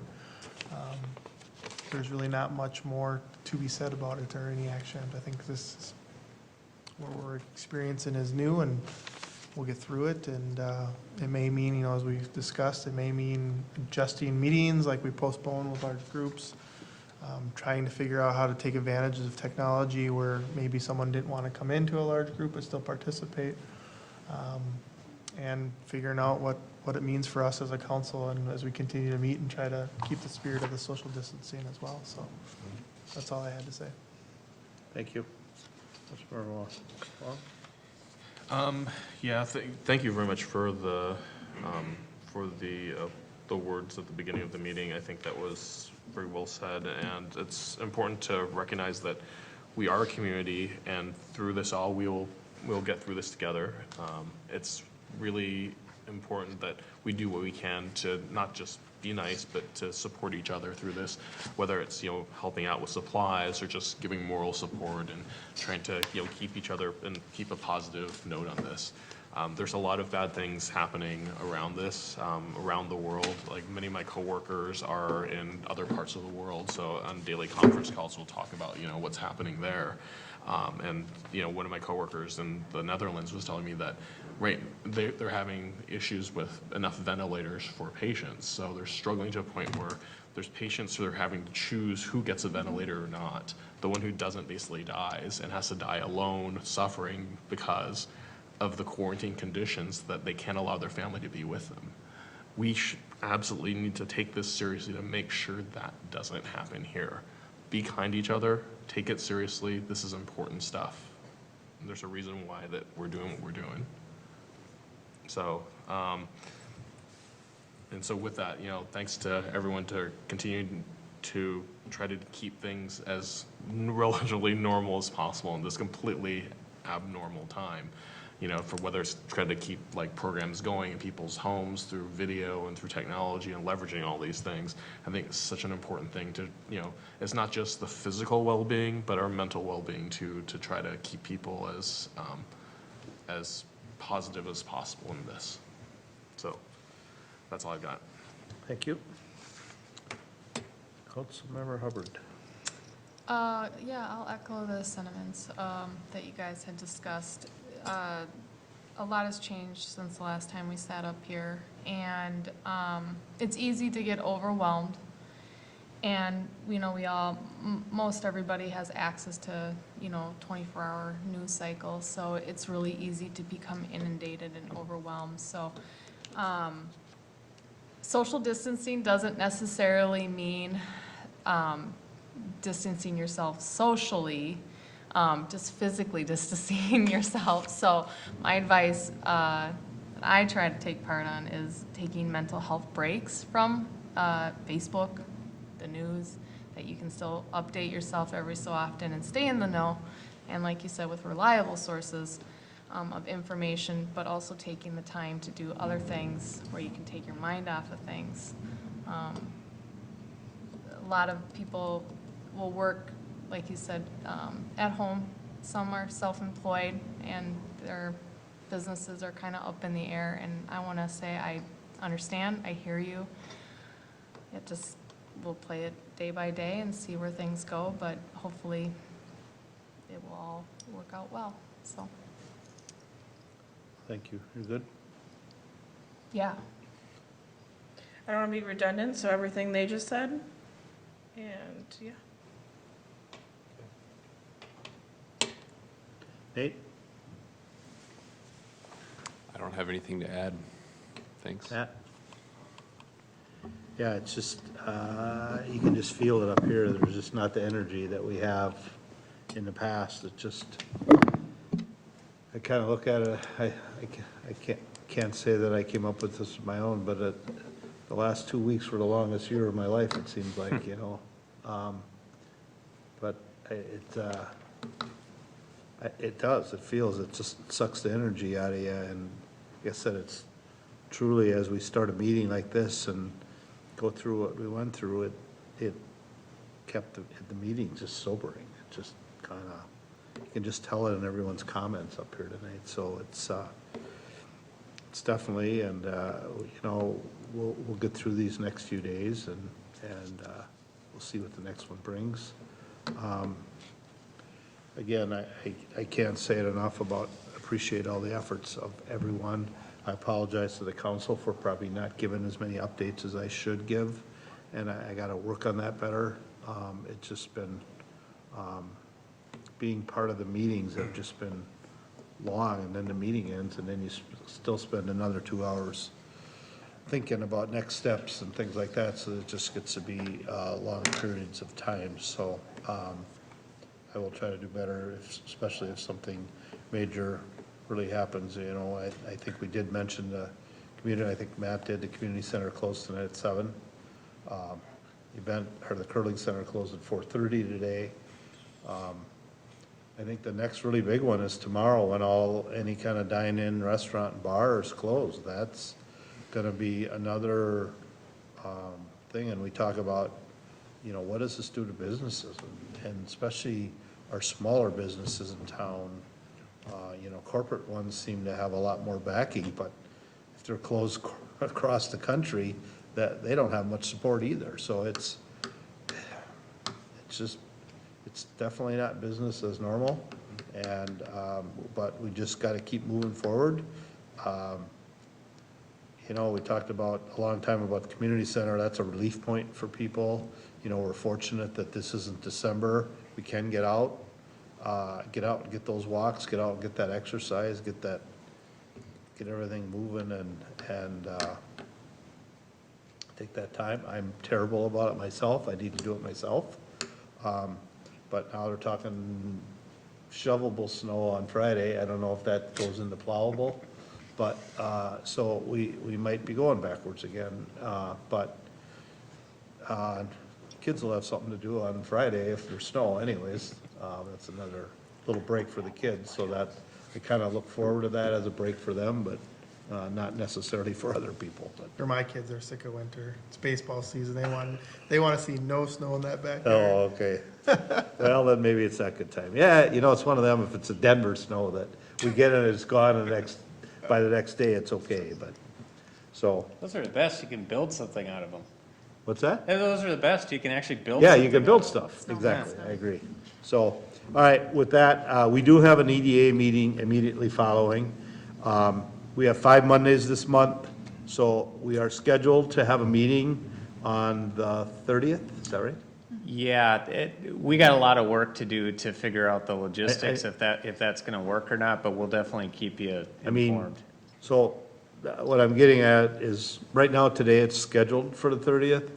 By the 30th, I don't know what to tell you. I can't, it's just too unpredictable of whether or not. Even if things were exactly the way they are now, we have a lot of logistics to work out. So we know what we need to do to, the one thing we don't want to do is disenfranchise people. So we have to make sure that people have an opportunity, especially on items that are of interest to them, to have some way to be able to express their opinions. And so our objective with that is, if we can't have a meeting with a big item that doesn't create a situation where people feel like they're disenfranchised, then we shouldn't be doing it. Right. And now, being that that's the 5th Monday, do we have bills that we have to pay at that one? I mean, so. Yeah, but we have one the following Monday, so. we're not too worried so- about that stuff. So depending what happens, you know, I don't know, you just really got to stay tuned and, you know, watch our city website, and staff will be notifying, definitely agenda items, folks, what needs to be done, and obviously, we'll stay in touch and we'll do our best at communicating what happens, but I can't, right now, I just can't say that we're for sure having a meeting on the 30th. I mean, I don't know, so. With that, again, like I said, Mike, how much time you gonna need in between? About 3 minutes. Okay, so we'll be offline for about 3 minutes, and then we'll come back, and we're gonna have a very short EDA meeting. It's actually the same item that we've already done earlier tonight, so it's gonna be pretty quick on that. So with that, if there are no other comments as we move forward, I had something here, just real quick. I canvassed the votes, as Chaska is the largest city currently still in the county. Carver County did have a high number of votes again in for a primary, we had 10.7% voting. In comparison, other ones were 9.3, 5.7, 4.6. So for Carver County, that was a big number. So it shows that Carver County is still interested in what happens in obviously elections. So we had a strong showing, and again, we had some glitches, but we were one of the first counties to get all our votes in, and I think we were 2. Somebody beat us, but otherwise we would have are right there again. So just wanted to share that after canvassing a couple days after the vote. So with that, again, last call. Otherwise, entertain a motion to adjourn, and we'll have the EDA in 3 minutes. So moved. All right, motion by Councilmember Long, Sorry. second by Councilmember Hubbard to adjourn. All in favor signify by saying aye. Aye. Pose same sign. We are adjourned. We'll see you in a few minutes.